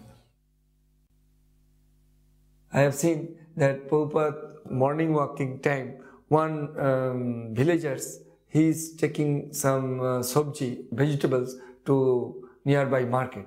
Then Prabhupada stops suddenly. Then he says, "Why you are going?" "I have to sell this vegetable to the market." Then Prabhupada says, "Why not you are giving to the temple? You can serve Radha Govinda by giving your vegetables." Then he has agreed. He purchased all the vegetables, big bucket he purchased. Then he told Jayapataka. Then Jayapataka paid his amount. He told that vegetable man, "Please you come every day and talk to the temple manager and give sabji, fresh vegetables to the Radha Govinda." He has all the time mind to give fresh flowers, fresh vegetables, fresh fruits. I have seen also sometimes in Calcutta somebody purchase not fresh fruits. So he was very annoyed. Why you do not buy the fresh fruits for Radha Govinda? So I have seen same thing, fresh vegetables he likes to offer Krishna. Prabhupada was going on a walk and he called me because he said he wanted me to take the part of the material scientist. Then I said to him, "All right," speaking as a scientist, I said, "We will not argue whether a soul exists or not. We'll just take it as a given that a soul exists. So my question to you is that we will create the right properties in our laboratory and in our test tubes so that your Krishna will send a soul into a test tube. Is that premise accepted by you? Is that acceptable? Because if I was thinking, if I can get Prabhupada to say yes, then I'll say, then we have created life. And then Prabhupada just said, you rascal scientist, you will not tell Krishna where he has to send a soul. Prabhupada sometimes used to go for a morning walk there on the Ganges. It used to take about almost 20 minutes to walk there. At that time it was way, way over the other side. And one time actually they all took baths there. They were all sannyasis, I think, or at least brahmacharis and sannyasis. And Prabhupada said, you can take a bath if you like. I said, Prabhupada, we didn't bring any gamchas. I said, it's okay, no one's around. You can go in your kopin. So everybody jumped in the Ganga, and then Prabhupada went in also. He had a gamcha, his servant brought him a gamcha. And he also went in. And then they started fighting, splashing and everything like that. And Prabhupada said that, this is okay. He said, Lord Chaitanya, he was also doing this. Then someone started to splash Prabhupada, Madhavisa Maharaj, I believe. Mildly, in a playful way, but he was giving little splashes with his hand. But Prabhupada said, don't become too familiar with your guru. He reprimanded him. And Guru creeping in, and they were pouring water on Prabhupada's head with their hands, chanting Chintamani, Prakada Sadmasukal, chanting Chintamani prayers. Another time he said, if you build a road from our ashram to the Ganga, nice road, he said, I will come every morning for a walk here. And another time he said, be careful, because the Ganga could come and take away all of our property. For several years, the Ganga was constantly changing course. Then the course was diverted right over to the property. But then the government took action. They made some proper embankments there with bricks. But it came very, very close, right up to the road. But now it's gone back to a steady course, which is a very good symptom, because in the Nabadita Mahatmya, it's predicted that for several hundred years, about 400 years, the Ganga will constantly do this, actually flood the whole area. And then after 400 years, Bhaktivinoda Thakur mentions, then she'll go back to a steady course again. And then he said many, many bathing ghats will be built on the Ganga, and many, many temples will be built, and many household dwellings will come up. And there will be, of course, the Adbhut Mandir, a very astonishing temple, will rise, from which service to Lord Chaitanya will spread all over the world. So now we're seeing this. Now the Ganga is more or less settled. There are permanent ghats being made. ISKCON's made one. Madhav Maharaj has made a permanent ghat. And there's hundreds and hundreds of dwelling places now, all over the place. We have our Grihastapara. Then just outside the master plan of our project, there's so many houses. And the community members also of the Chaitanya Math and Jogpit, Gaudiya Math, they're also building little houses. There's hundreds of little houses. It's all protected by Nityananda Prabhu. So these are good signs. One day it was a Govardhan Puja, and we built a big mountain of rice, and we fed many people. And the people took their leaf plates after taking prasadam, and then they threw behind the building. And then Prabhupada was living up on the second floor. And we were sitting in the room together, and then he heard dogs barking and kids shouting. And so then he got up and walked back on the veranda behind his room. And he looked over and he saw that there was this big pile of leaf plates of people that had eaten their meal, and there was little scraps on the plates. So then there were some very poor children with sticks in their hand, fighting off some very hungry dogs, trying to get the scraps of food that people hadn't finished eating on their plate. When Prabhupada saw that how these children were so hungry that they had to eat the things that people threw away, and how they were fighting with the dogs to get these scraps of food, tears swelled in his eyes, and he said, we had to see that nobody goes hungry within a 10-mile radius. The temple is the house of God. God's everyone's father, Krishna's everyone's father, so in the presence of the Father, the Son doesn't go hungry. So like that, we have to make an arrangement that people get fed. And so that was inspiration for regular prasadam distribution. And I remember one time watching Srila Prabhupada, while all the people from the villages were out taking prasadam, he would go to the little window in the hut and then look out and watch them. And then I would remember the verse, Chatu Vidhasri Bhagavat Prasada, that the spiritual master is very satisfied if he sees the devotees taking prasadam. And he looked very happy, he looked very satisfied. Prabhupada was trying to involve his god brothers and work cooperatively with them. Especially he made a lot of effort with Bhakti Rakshak Sridhar Maharaj, because they were very old friends. He used to come and visit Prabhupada in his house and stay at their guest house. So he was inviting him to come even to the west and see the temple, see how the preaching was going on. But he declined, he said it was too far. So he invited him to come over to Mayapur. So he agreed to come. So then Prabhupada had him share a seat on the Vyasasan with him. And he was very, very accommodating and loving to him. Prabhupada invited all of his godbrothers to come. And they were all coming, one at a time or two at a time, throughout that whole morning. And he spoke to everyone and he said exactly the same thing to everyone. He said, we're having some success in our preaching, and so we have some good facilities now. And he said, and you are all experienced preachers. You have been trained by our Prabhupada. He said, so I have all these buses coming out. It's that time when they were bringing all those Mercedes buses. He said, I have many buses, so I can give you all a bus, and I will give you men. And you just go out and preach. He said, if you have any problem in your temple of maintenance, he said, I will also give you men for your temples and to help you maintain in the temple. He said, there's only one condition. He said, that you distribute my books. My books are to be distributed on these parties. He said, but you will lead, you will preach. Unfortunately, not one of them accepted his offer. And Prabhupada really tried to get them to work together again.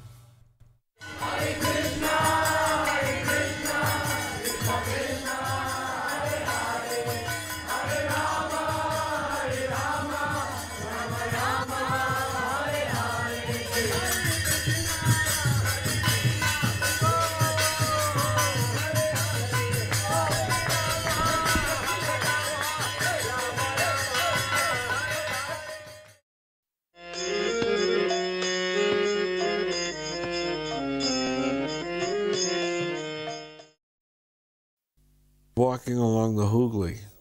Yeah, the Hooghly is the Ganges River, which I really enjoyed, because Prabhupada would stop sometimes and have intimate moments where he would look at the water, and you could just imagine that Prabhupada sailed down that water, when he left.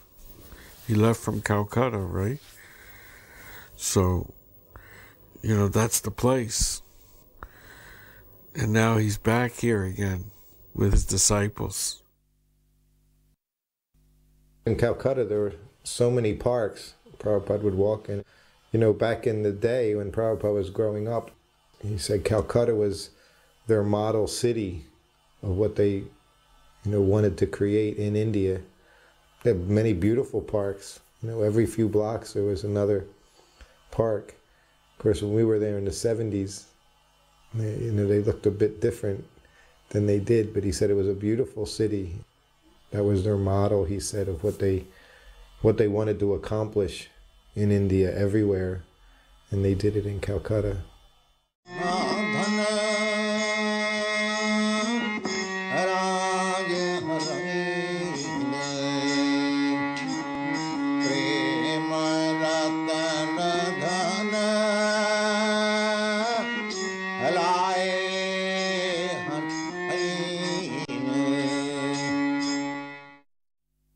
Prabhupada used to take his morning walk quite often in a little park just around the corner to the temple. I think it's called Das Priya Park. And there was a lake in the middle of that park. So Prabhupada would walk around that lake a few times. So on this one occasion, quite a large number of devotees came for the walk, maybe as many as 40. And Prabhupada was walking around, not saying anything, just walking around the park. And he would come back to the starting point where there was a little gate which we would go through. And then he would set off again. Prabhupada wasn't speaking anything, he was chanting japa. So after about 4 times around, I was noticing that many devotees were kind of dropping up, going back to the temple for one reason or another. It went on a couple more times around the park. It was going on quite a while. So I was still following on. And it got down to the point where there was about 6 of us left. And we're going around, and suddenly Prabhupada stopped and turned around, looked at us, and he said, oh, all the others have given up. He said, just see how easily we give up. And then he was very silent and turned around and started walking again. And we followed him. Then when he came back to the gate, we went back to the temple. I was in Srila Prabhupada's room with him in Calcutta. I was a temple president there, so I got access to Srila Prabhupada. So I went in, and one day I was just there with him alone, and for some reason I asked this question. I don't know why, but I did. I said, Srila Prabhupada, when you leave us, who will succeed you? And he said, that will be revealed to you. And then he looked at me, he said, you'll become Guru. And then he said, I want all of my disciples to become Guru. And then he said, Jare deko tahe kaha Krishna upadesh, amara agyai guru han thara edesh, which is the verse that Lord Chaitanya Mahaprabhu spoke to the South Indian Brahmin. When he left South India and he was lamenting, what am I to do? And Lord Chaitanya said, whoever you see, tell them about Krishna. Whoever you speak to, tell them about the instructions of Krishna given in the Srimad Bhagavatam and the Bhagavad Gita. And on my order, you deliver this land. So Prabhupada quoted that verse. He said, this is how this Krishna consciousness movement will be spread. I was one of the few foreigners who learned how to drive in India, mainly because I drove our vans, and I don't think there was very many others who drove Prabhupada in India. Prabhupada usually had a driver. But anyway, we drove, and Yadabar, one day he accompanied us with Rupanuga. It's just Rupanuga, me, and you. And there was very few of us, so there was no talking or conversations.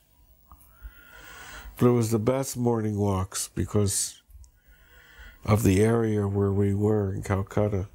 This was Prabhupada's hometown.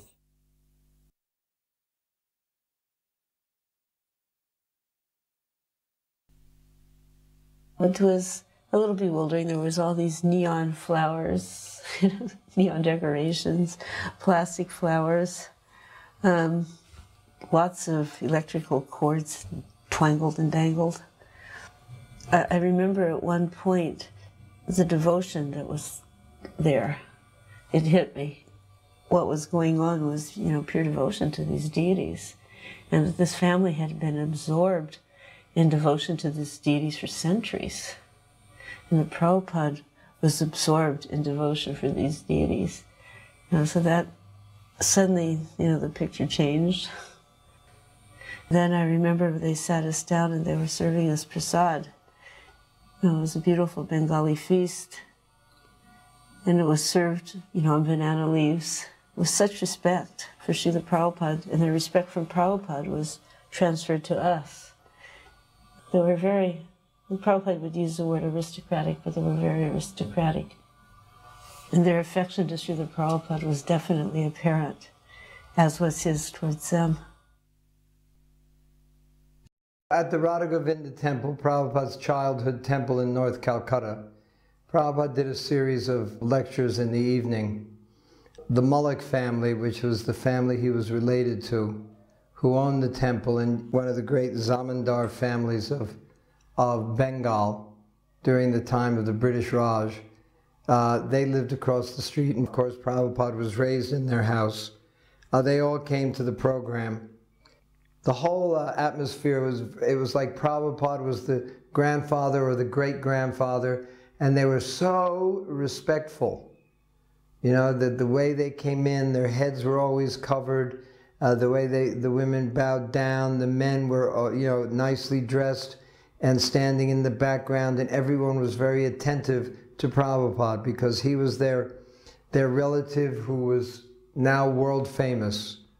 Prabhupada's mood at this meeting was very familial. He was very gentle with everyone. It was just like family. There was a very loving side to this, the whole relationship between him and the Mullik family. And of course those deities, Radha Govinda, were Prabhupada's childhood deities. This was the temple where he played as a child, where he had his Rath Yatra festival, and he worshipped these beautiful deities that they have there still. Radha Govinda, they're the deities that Prabhupada said called him back to India. You know, in the 60s, he went back to India, he said, Radha Govinda have called me back. And that's when he started all his major Indian preaching. Prabhupada came to Calcutta with Pradyumna in 1973, April, and Pradyumna came up to me and said, how would you like to come with Prabhupada and type Chaitanya Charitamrita? He says, okay, tomorrow we're going to Mayapur, so you have to learn how to read Bengali and then you can come with Prabhupada. I said, okay, no problem. So he gave me a Bengali book, I learned how to read Bengali, and I was off with Prabhupada the next day, because like we never thought anything was impossible. That if Prabhupada wanted us to do something, then impossible is a word in a fool's dictionary. So yeah, no problem. I learned to read Bengali, and I get to go with Prabhupada. In Calcutta, it was a challenging place for us. Something about the temple, and at least at one period, everyone was sick. Everybody had dysentery, and the service, you know, there wasn't enough people to do the basic service. So it was a challenge. And Bhanu Swami was there. And Bhanu Swami, as I remember, is a Naishtika brahmachari. And through all of this, he never got sick. He never lost his focus. He remained active, and when others were down in their attitude, consciousness, he was never affected by it. And at one point, he's the only person who was well and up serving. Prabhupada made note one day. And he said, just see, he said, this is the value of brahmacharya. He said, because he is brahmachari, he is able to circumvent all the challenges of the world and continue steady in his service. This is the value of brahmacharya. I get to have a private darshan of Srila Prabhupada. Of course, his servant was in the room, and myself and Prabhupada. And when I first came before him, you know, with what I thought was just like this huge life-ending problem, you know, my whole consciousness absorbed in being anxiety about this problem. All of a sudden, when I got in there, the whole problem just like shrunk down to the size of the water in the hoof print of a calf. This huge unsolvable anxiety just became insignificant. And there I was like totally embarrassed. All of a sudden it didn't seem like something I should bother Prabhupada with, you know, and I was so embarrassed. But here I am, I had disturbed him. And at that time, Prabhupada communicated something to me. You've probably heard from other devotees how sometimes Prabhupada would communicate without speaking. Prabhupada became a mirror, and I think that's a guru's function, to be like a mirror to the disciple. He was like a mirror. He was showing me my spiritual situation. And I had this like really esoteric, like internal vision, like for a few seconds of myself being this brilliant diamond-like spiritual spark within my heart, but I was covered over with just like mountains and heaps of dirt. And I also had a vision of Srila Prabhupada sitting there, the same brilliant spiritual spark, only completely clear of any covering. And he communicated to me with that vision that I was just like him, but I was covered, and that all I needed to do was to follow his instructions and I would become completely uncovered like him. And that was such an intense realization. And I thought, oh, how can I bring up my petty, mundane problem? But like I said, after I'd gone and disturbed and he was sitting there expectantly, then I did. I blurted it out. The most significant thing about that whole experience was that internal mirror-like vision that he gave me of myself and himself. Winter of 1973, Vishnujana Swami's bus had burned down somewhere in America, and while Karanda and the BBT were building him a new bus, he came to sail down the Ganges and do Harinam Sankirtan and Prasadam and distribution, and he had a slideshow to show these villages. And Vishnujana was amazing, doing kirtan through the villages. I mean, people were asking us to take their children with us, and they were just in shock. And we'd have a program every night with a big slideshow. I mean, and show them London Rath Yatra and San Francisco Rath Yatra. They were blown away that, their Hinduism was actually, spreading all over the world, because we were the first Western Hindus they'd ever seen. And it wasn't just that we were a handful, we represented this movement with temples and festivals all over the world. So, of course, who's the person responsible for all this is Prabhupada. I mean, the villagers were just enormously impressed. Anyway, we sailed down the Ganges for 40 days and nights, and we got stopped in northern Bengal by a huge dam called Farakka Barrage. So then we took trucks down to Calcutta, where we met Prabhupada. So we had some kind of, little camera with us, but somebody had a shaky hand. It all came out looking like ghostly images, so we didn't have anything to show Prabhupada. But when we were reporting in the room about it, Vishnujana Swami said that we had distributed 500 sets of japa beads. And Prabhupada looked very concerned, said, "You cannot do that. Now they think you are their guru." So he was a little upset that we didn't know these subtleties of Indian culture, that if you give someone beads and tell them to chant Hare Krishna, you've just given them Harinam initiation, and that's how they see it. So I think there must be a lot of villages along the Ganges where they have this memory of this bronze god from the West who looked like Lord Chaitanya and gave them initiation. Srila Prabhupada, one time, he singled me out in one of the darshans. He said to me, "Oh, my sister tells me you speak Bhagavatam very nicely."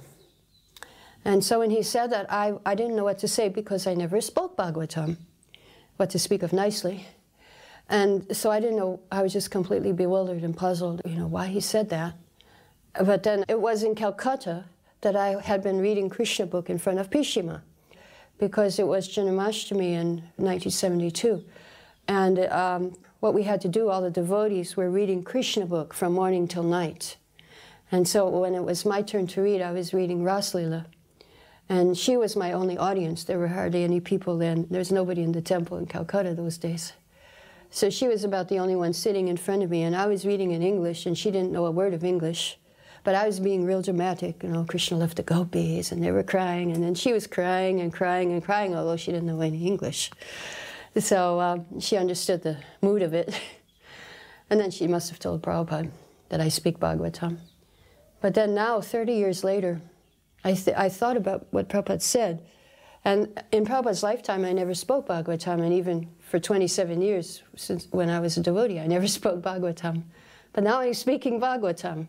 Just this year, when I was speaking Bhagavatam in VIG, it struck me that Prabhupada's words came true. Even though I didn't understand what is he talking about? But then I thought, well, wow, pure devotee's words must be true, that it has to happen. And even though I had no plan of ever speaking Bhagavatam, but it happened anyway, by Krishna's arrangement. We were in Prabhupada's room in Calcutta, and Nanda Kumar brought in a letter for him to sign. And Prabhupada looked at the letter, 2-page letter, looked it over, and then grabbed the pen and goes, A, and then C, and then this big Bhaktivedanta, and then big capital Swami. And there was a life member there, and I was there looking at this, and we kind of looked at each other, you know, when we saw the signature. And Prabhupada noticed it, and he looked at the life member and he said, yes. When I was at Scottish Churches College in Calcutta, my professor witnessed my signature also, and he said, ah, that is a royal signature.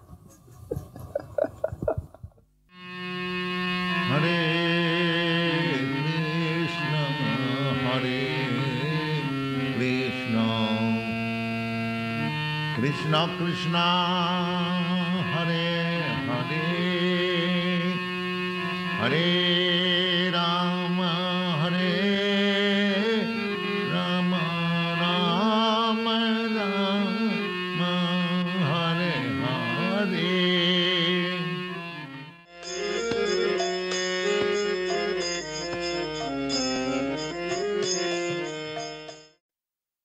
So we went to greet Srila Prabhupada at the airport, and this is, of course, the very, very first time I ever saw him. So I was a little anxious, and I remember they rolled out a long red carpet, and I remember my first impression. For some reason, I had expected him to be very tall. I don't know why. And I remember thinking, oh, he's so short. But there was something so very regal about his carriage. And then he went to sit down on the dais. They had actually brought a little sort of wooden dais for him to sit on because there was going to be an interview. It was a television interview. And first there was, of course, the kirtan, and then everyone sat down. And of course, all the people in the airport in the background wondering, what's going on here? And so I was just mesmerized watching him. It was like watching a performance for me, solo performance on the stage. And he sat down with the greatest of elegancy and ease. And someone offered him a silver goblet of water. And I remember him holding it up, and the stream of water flowed like a fountain right in his mouth. And it was just so elegant, and I just thought, wow.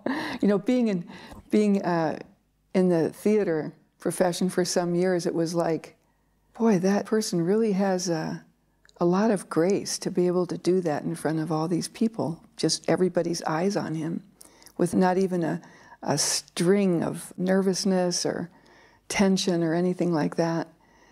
And then they offered him a plate of fruit, and he very delicately just picked up a piece of fruit and just sort of popped it in his mouth and sat there and chewed it, and everyone was watching him, and no discomfort, you know, no nervousness or anxiety. He just finished eating that little piece of fruit, and then he was looking around one after the other at the faces, very peacefully and quietly, really looking, taking all the time that he wanted to. I was just, from a material standpoint, completely impressed. One time, I purposefully brought Prabhupada's vases of flowers back to his altar late, because I knew that he would be arriving. So I was the only one left in his quarters, and I had dared to do that because I thought that was a good chance for me to meet Prabhupada face to face. So I came late with the flowers, returning them to his altar just as he was walking into his sitting room. So I placed them on the altar and then paid my obeisances. And Srila Prabhupada was still standing. He hadn't sat down behind his desk, and he said, "And what is your name?" And I told him my name was Hari Puja, and that I had just gotten second initiation, and I thanked him. And he shook his head like he did side to side, and he said, "Thank you." And then I left. I was very happy that I had got to talk to Srila Prabhupada face to face. The next day in his lecture, I can't remember it, but the idea was that Prabhupada had mentioned that even a sincere flower girl can make progress and go back to Gladhead. So of course I was thinking that he was recognizing me. I had just graduated from Yale University. I'd been living in the temple for 3 weeks, but I was always afraid that my ex-fiancée, who I had just ended the engagement a few weeks ago by slipping away to live in the temple, I was always afraid she'd come to the temple and drag me out. So I prayed to Radha Govinda, Sri Sri Radha Govinda, please Krishna, get me out of this one, and I promise you never again. A few weeks later, Prabhupada came, and I was sitting in front of him as he gave a Sunday feast lecture. And Prabhupada began to roar with great transcendental strength that if you're optimistic about material life, you're an animal. If you're a human being, you must be pessimistic. While he was roaring like that, I felt this tap on my shoulder. And I looked, there she was right behind me. So all this is going on right in front of Prabhupada. So I kind of looked at her, and Prabhupada continued to roar. And I didn't bat an eye. I just turned right back and looked at Prabhupada, and I could see out of the corner of my eye that she was about to burst out crying in the middle of the temple room, like, what's going on here? Here's my dearly beloved, you know, and now he doesn't even blink an eye at me. He's just totally absorbed in this person. So she left, and Prabhupada went on to explain with less fire. Material life, yes, everything's pessimistic, but in Krishna consciousness, everything is optimistic. So after that, I remember the kirtan we had for the deities, and I remember dancing in ecstasy, thanking Krishna, I'm free, Prabhupada did it, I'm free, I'm free. One time, I was on a walk with Prabhupada in Brooklyn, and it was one of those walks where Prabhupada would drive to his destination and then walk and then come back. And as we were coming around the corner, just in front of the temple, Prabhupada saw that there was a boy who was mailing a letter, but he was a small boy, and so he couldn't reach the box, and his father was picking him up, and the boy was dropping the letter in the box. And Prabhupada saw this, and he just became absorbed in seeing it. Of course, how long does it take to mail a letter? It's only a few moments, but Prabhupada just became absorbed, and again, it seemed like it was so much time. His eyes became very wide and became sparkly, and he seemed just as if he were remembering something, and I was thinking, what is Prabhupada thinking of? You know, something from his childhood or what? And the scene ended, and Prabhupada said, the little boy, by his own strength, he cannot do. But the affectionate father, when he helps, then it is possible. We were going to do a performance for him the first evening of Krishna Kidnaps Rukmini, but I really felt that he could see into me. There was nothing that I could hide. Then I was thinking, oh my God, I'm going to be playing the part of Princess Rukmini, who's an expansion of the goddess of fortune, and oh, it's ridiculous. What am I doing? You know, it's just going to be a farce. But anyway, it was planned, and you know, the show must go on. So there I was, and the scene opens with myself sitting on the floor by myself, writing the letter to Krishna. And I could feel my right knee beginning to shake out of nervousness. And then I remembered something my director said. He said, whatever comes up for you, just use it in the part. Find some way to integrate it into the role, you know. And then I just realized, well, she probably was in a very anxious state. I mean, here she was to be married to somebody she didn't want to be married to, and she was totally anxious. And also I noticed as my eyes went up, even though you don't really look at anybody, you still sort of have a feeling. And as my eyes passed Srila Prabhupada sitting there and moved up, just this ease came over me. It was like he put this blessing on me or something. And I just forgot everything, and I just became Rukmini. And was able to just play with total abandon. just totally get into the part. And then we finished, and there was grand applause and everything, and we went down to the dressing room, and I was completely drenched with sweat. And we were waiting, just taking our makeup off and so forth, and then Shruti Kirti came in and started telling us everything that Prabhupada said. And I was real excited and everything. He said, Prabhupada said this is better than reading my books. It's better than reading my books because it sticks in the mind, because you have a vision. And he said seeing these is like windows to the spiritual world. So people just don't hear it, but they actually have an experience. And then I got the wonderful compliment when he said, Rukmini, she was the best. And I thought, wow, after all that anxiety I went through, and then he was actually pleased. And then, of course, there was a little part of me that thought, well, he's just saying that because he knows I need to hear it.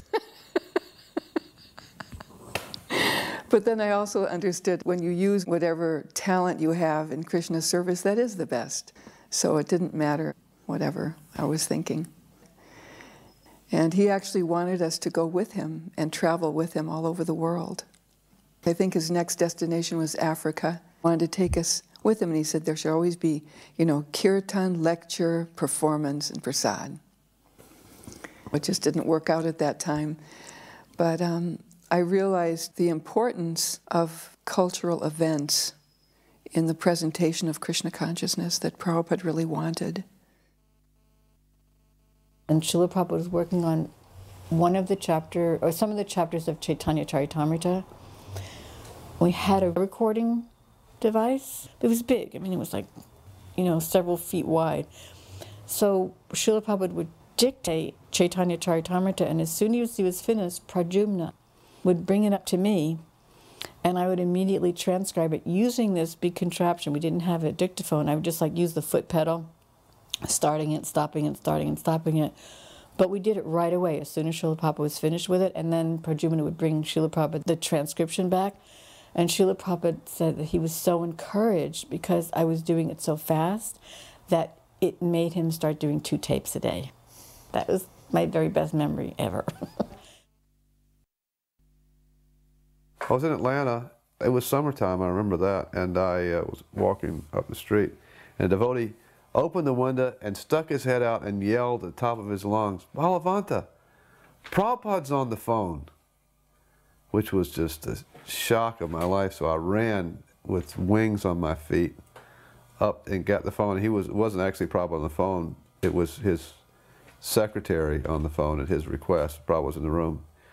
And the secretary said, Prabhupada wants to know if you can come to New York right away. And I said, of course. So I just dropped everything, went and got on the plane, flew to New York, and Prabhupada wanted to discuss politics. Actually, what happened is I wrote to him and suggested that I could run for mayor of Atlanta. It would be a good preaching platform. And he wrote back with the most overwhelming enthusiasm I'd ever experienced. I took 1 step to him, he took 100 steps to me. But the broad discussions, all I remember is basically, he said, so what do they say about our program? I said, Prabhupada, they say it's not practical. He says, yes, it is not practical because they will not accept it. If they would accept it, it would be very practical. I remember one devotee, we were discussing the Gawe Trust Party, and the devotee said, Prabhupada, when we take over the government, we'll outlaw all these religions. Prabhupada said, no, why?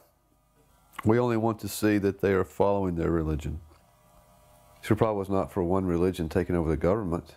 He fully supported freedom of religion, and in fact, he made it clear many times and told us that this is not a religion. This is a process of spiritual realization which is applicable to any religion. So yeah, he made it very clear that in terms of politics, we're not interested in changing people's religion or taking over the government for one religion as opposed to another religion. We just would like to see that the leaders of human society are enlightened personalities, whatever religion they come from. And the Bhagavad Gita, Srimad Bhagavatam, and the chanting of Hare Krishna facilitates that process. When Prabhupada would come to the temple in New York, one of the first things that he would like to do was to speak with the artists and see what paintings had been done. Because his translation was such an important part of his service to his spiritual master, he was always very enthusiastic to see what progress we were making. And on one occasion, we were all sitting in his quarters, and the walls of his quarters were lined with the paintings. And that was one of my favorite times. Maybe there were 8 or 10 of us that were working, doing the paintings for Bhagavatam at the time. And we had the opportunity just to sit with him and discuss each individual painting, and he would make suggestions on them and corrections. Whenever I was painting, I was always listening to Prabhupada, either listening to Prabhupada chanting or Prabhupada's lectures. And from the time I went into the art department in the morning to the time I left, I always was listening to Prabhupada. And sometimes I would be sitting there painting or just, meditating on what I was going to be painting, and I would think how fortunate I was just to be able to hear Prabhupada, and just wishing that the whole world could hear the way I could hear and have that experience. I remember one time I was doing a drawing of Lord Chaitanya. It was a drawing for the painting for Chaitanya Charitamrita of Lord Chaitanya dancing in front of the Rath Yatra cart. And all of a sudden I felt that I wasn't doing the drawing. I realized the drawing was being done by some power other than me, and that my hand was being guided. I remember when Srila Prabhupada came to Henry Street, and we were so happy with everything, the way it was going. We thought we'd reached such a pinnacle in our development. And Srila Prabhupada said, yes, everything is very nice here. Now go back to Manhattan. And he said, Brooklyn sounds like a poor man's temple. So he sent Shyam Sundar, who happened to be traveling with him at the time, back into Manhattan, and he started looking for buildings. And Shyam Sundar started realizing we're talking about millions of dollars here. Anyways, we were left with the task after they left, and we started collecting happily for this monumental move. And we were collecting over a period of months, and then even over a year. And it was a joyous crusade. But at one point, we were a little wary if possibly the money that was being collected would be diverted into maybe other activities. And so luckily, one day, we got a call from Srila Prabhupada, and he ordered that all the money we had collected all be sent to India, and that we could start collecting again for a New York temple. Some devotees, I don't know how they all felt about it. I was elated. I knew that Srila Prabhupada was specifically, almost as if to say, sticking out his hand, reaching out and saying, give me the money. And we were, in effect, putting it right into his hands. So we felt really good about that. And it turned out that all these wonderful devotees, their energies went toward the purchase of the Juhu property in Bombay. All the New York temple money purchased that, and the extra money that was left over built the Lotus building, the first temple building in the Sridham Mayapur complex.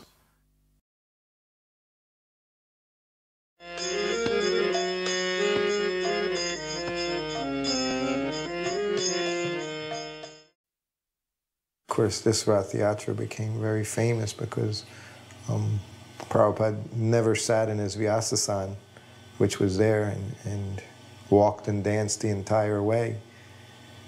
And what was the amazing thing was just days before and weeks before, he had been very ill. He was in Mayapur in Calcutta. And he asked the leaders what he should do, because he was being invited to the Rath Yatra in London, and he was also being invited, I believe, to Australia to rest and recuperate from his illness. And I remember he, told them to, which he would do sometimes, he said, talk amongst yourselves and tell me what you think.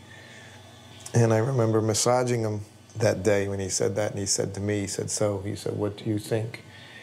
Should I go to London for the Rath Yatra, or should I go to Australia and rest? And I had been with Prabhupada about a year, so I already had an idea that he was going to go to the Rath Yatra. That's what Prabhupada did. He preached. There's no possibility of him passing up such a big opportunity for preaching. And I said that. I said, well, if you go to London, I said, there'll be thousands of people there at the Rath Yatra festival that you can preach to. And of course, and if you go to Australia, that won't be there. And he just said, yes. He said, that's right. So then later on in the afternoon, he called everyone and he just told them, he said, we're going to London to Rath Yatra. I picked Prabhupada up at Heathrow Airport in a helicopter and flew him into the front lawn. He landed in a helicopter. And the entire trip from the airport, it was storming. And this little helicopter, I think it was just 2 passengers, just Prabhupada and I, was moving like, you know, really abruptly. I was getting sick. It was like being on the inside of a basketball or something, you know, rotating. And I looked over at Prabhupada thinking, oh my God, he must be getting ill. And he was just as calm as could be, just enjoying the ride. And we were just skimming over the treetops at a very high speed. And we landed there on the lawn. Prabhupada used to say to people, I have arrived in a helicopter.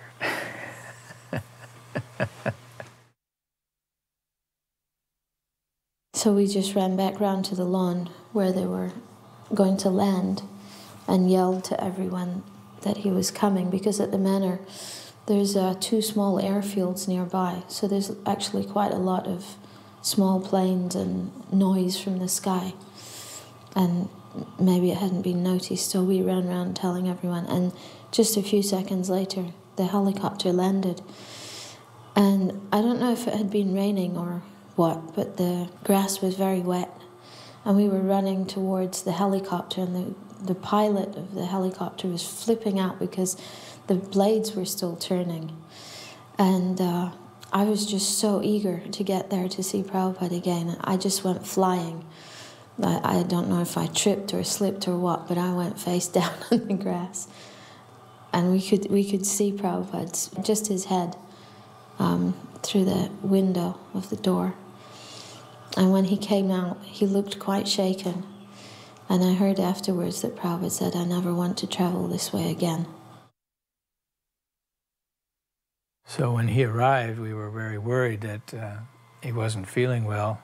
Here we are pulling up to the beginning of the parade. I'm driving the car and Prabhupada is getting out. I continued in this car through the whole parade, following the cart in case Prabhupada needed to be taken to rest somewhere. I mean, here he is, arrived from Calcutta overnight on the plane. He hasn't rested at all. So we figured, you know, either he can sit on the cart for a while and then get off, and we'll put him in the car and take him somewhere to rest. But he surprised us all and never even got up on the cart to sit. He danced and walked the entire distance for hours on a hot July day in London, muggy day.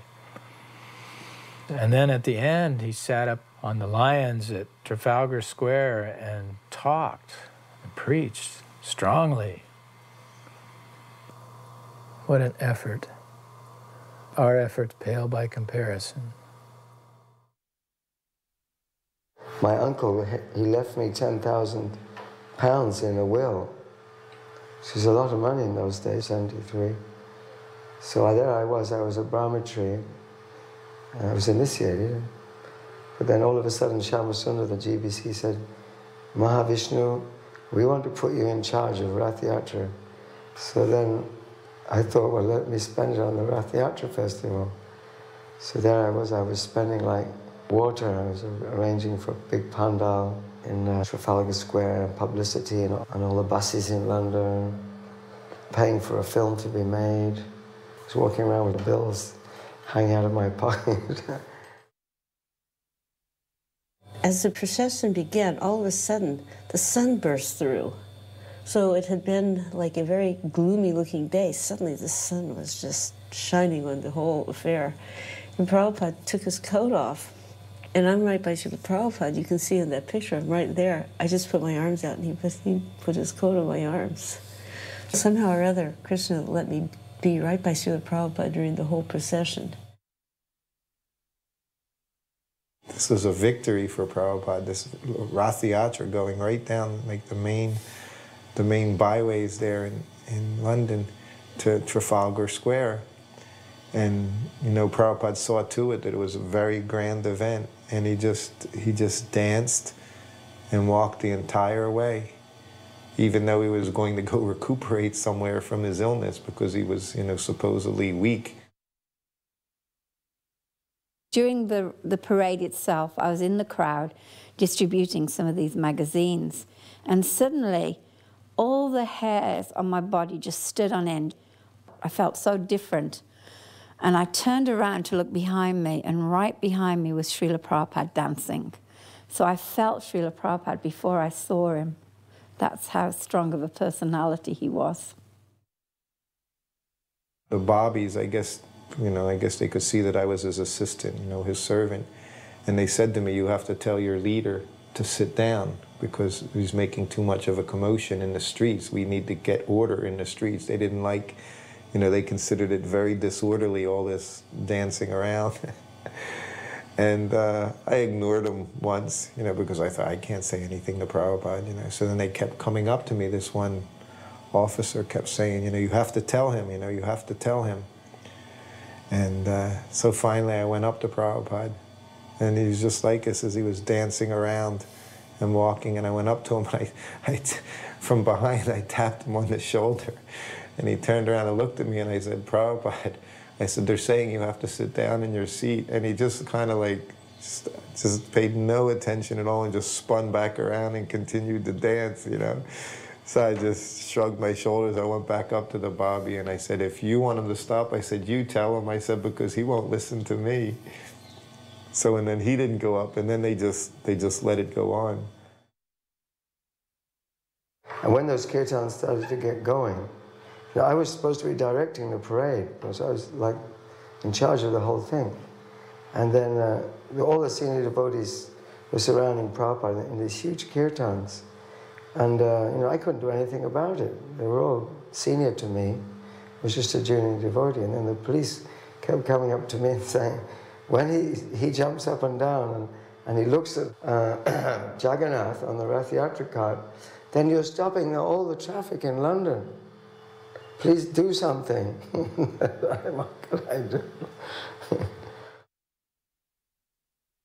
Finally, at one point, he motions to us, and he wanted us all the kirtan devotees to come down off the Rath Yatra cart. He said, come on down. And so we came down and had kirtan with Prabhupada right down there on the street. Everyone came off the cart. And then we're holding hands and keeping a circle around Prabhupada to keep from anyone bumping into Srila Prabhupada.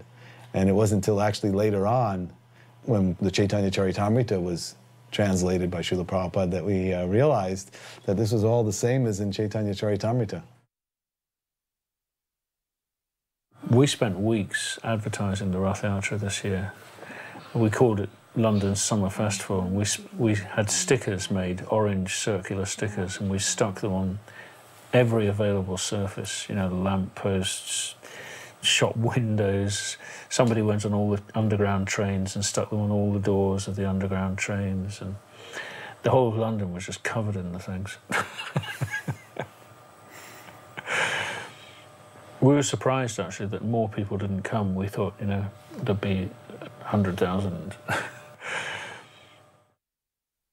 Everyone directed Prabhupada towards the Vyasasan, and he looked at it, then he looked around, and then he just shook his head a little and started to walk. And then when everyone realized that Prabhupada was going to walk in front of the cart with everybody else, there was like a wave went through the devotees as they heard that this was happening. Everyone started to dance.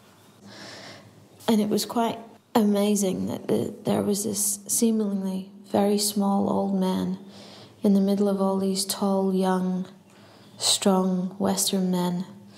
And he was completely directing them. Just with a flick of his finger, they would lift off the ground and dance and spin and do whatever. And the number of mridangas that were being played and the vigor that they were being played with, wasn't that the kirtan was particularly fast, but the way everyone was playing the mridangas, their hearts were in their hands, the way they were playing them. to please Prabhupada with the kirtan. And from time to time he would actually start dancing, jumping off the ground himself with his arms raised. And when that happened, the devotees just went wild. And it was as if we were flying. There was no ground beneath our feet. There was no time, no space, no nothing.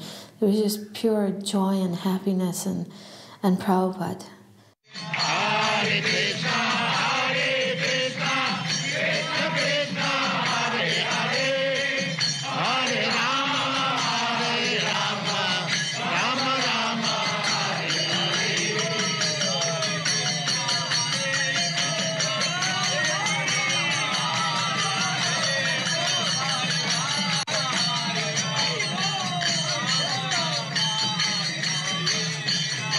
Hare Krishna, Hare Krishna, Krishna Krishna, Hare Hare, Hare Rama, Hare Rama, Rama Rama, Hare Hare.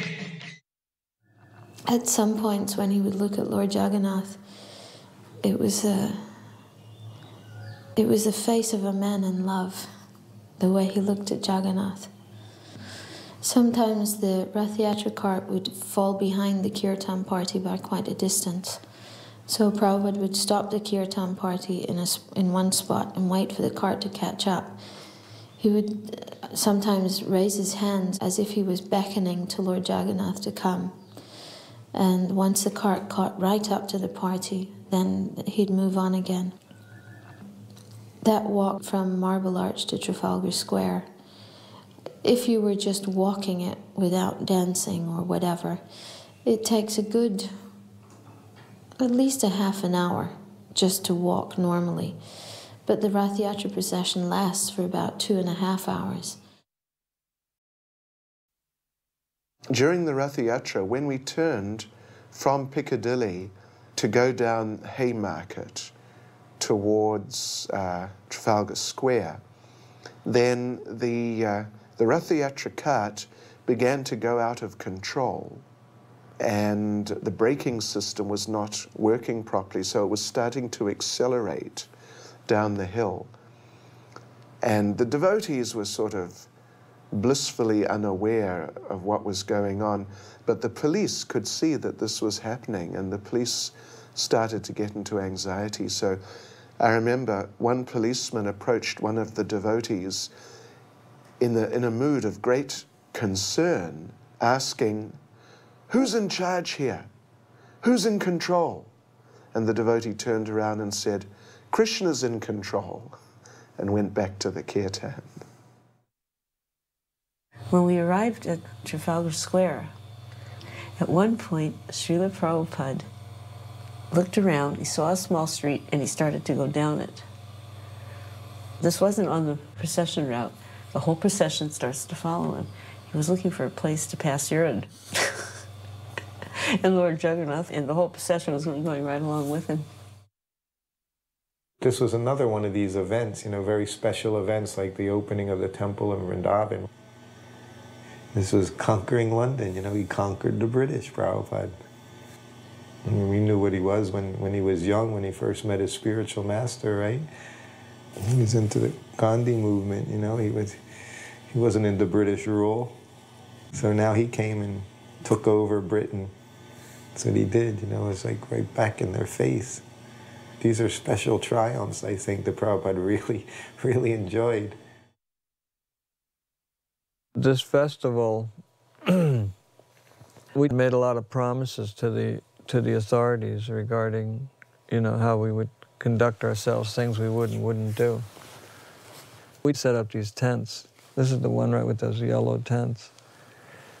In order to secure these tents with the lines you can see that come from them, we just drilled holes into the cement and drove iron stakes, pegs in there, which was a total no-no for the authorities. But anyway, the festival went off. It was just really sensational with so many people. Prabhupada was very pleased, there was no doubt about it. But the following year, they just absolutely would not give us any leeway for performing a festival. It took some time for them to regain their trust in us. There he is in Trafalgar Square, the center of the British Empire. Thousands and thousands of people. This was Prabhupada's triumphant moment. Looking out at thousands of people chanting Hare Krishna in Trafalgar Square. And I came down to Trafalgar Square and to see the arrangements there. Everything was fantastic. We hired these beautiful palm trees. It was like India, you know. It was a beautiful day. And, but I was totally exhausted. By that time, I couldn't focus on what was going on. It just happened. Whatever happened, happened. And it did happen. But I was very pleased. In the Chaitanya Charitamrita, it says that Rath Yatra Ghat seemed to be higher than Mount Meru. And then Prabhupada writes in the purport, there was a gorgeous Rath Yatra festival in London in 1973. The Guardian newspaper reported that the Rath Yatra car seemed to be higher than Nelson's column. And he put that in the purport of Chaitanya Charitamrita. But then it's in the conversations books that Shyama Sundar said to Prabhupada that one devotee, Mahavishnu, he received some money from his aunt. Actually, it wasn't my aunt, it was my uncle, which paid for the Rath Yatra festival. And Prabhupada said, he has spent his aunt's money well. That was good.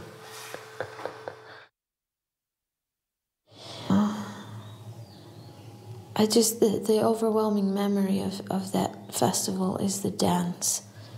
The dancing that just defied logic, because you just kept going and going and going and just wanted more and more and more, and just wanted it to last forever.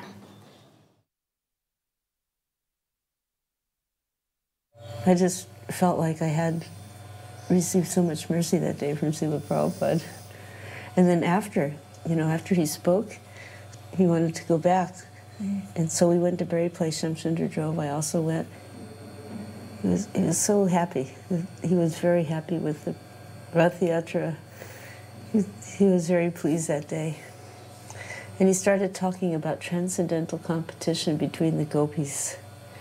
He said, not like this mundane competition. Oh, you are doing better than me, let me smash you.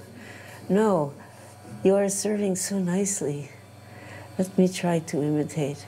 He says, in this way, ever-increasing transcendental bliss. I had volunteered to stay back to look after Radha Ishvara, and I was feeling a bit, like I was missing out on seeing Prabhupada. But he came back earlier than the devotees, and I think he was with Shamsundar, and they came in the temple room door, and there was Prabhupada, and the servant went downstairs to get something for him. He went to take darshan of the deities, and so I got to take Prabhupada's slippers off, and I remember having his lotus feet on my hands and feeling conscious how rough my hands seemed for his beautiful soft feet. But it was really lovely to touch Prabhupada's feet. And it was a really special moment because there was no one there, and somehow Krishna had created that little moment in time when I got to be with Prabhupada.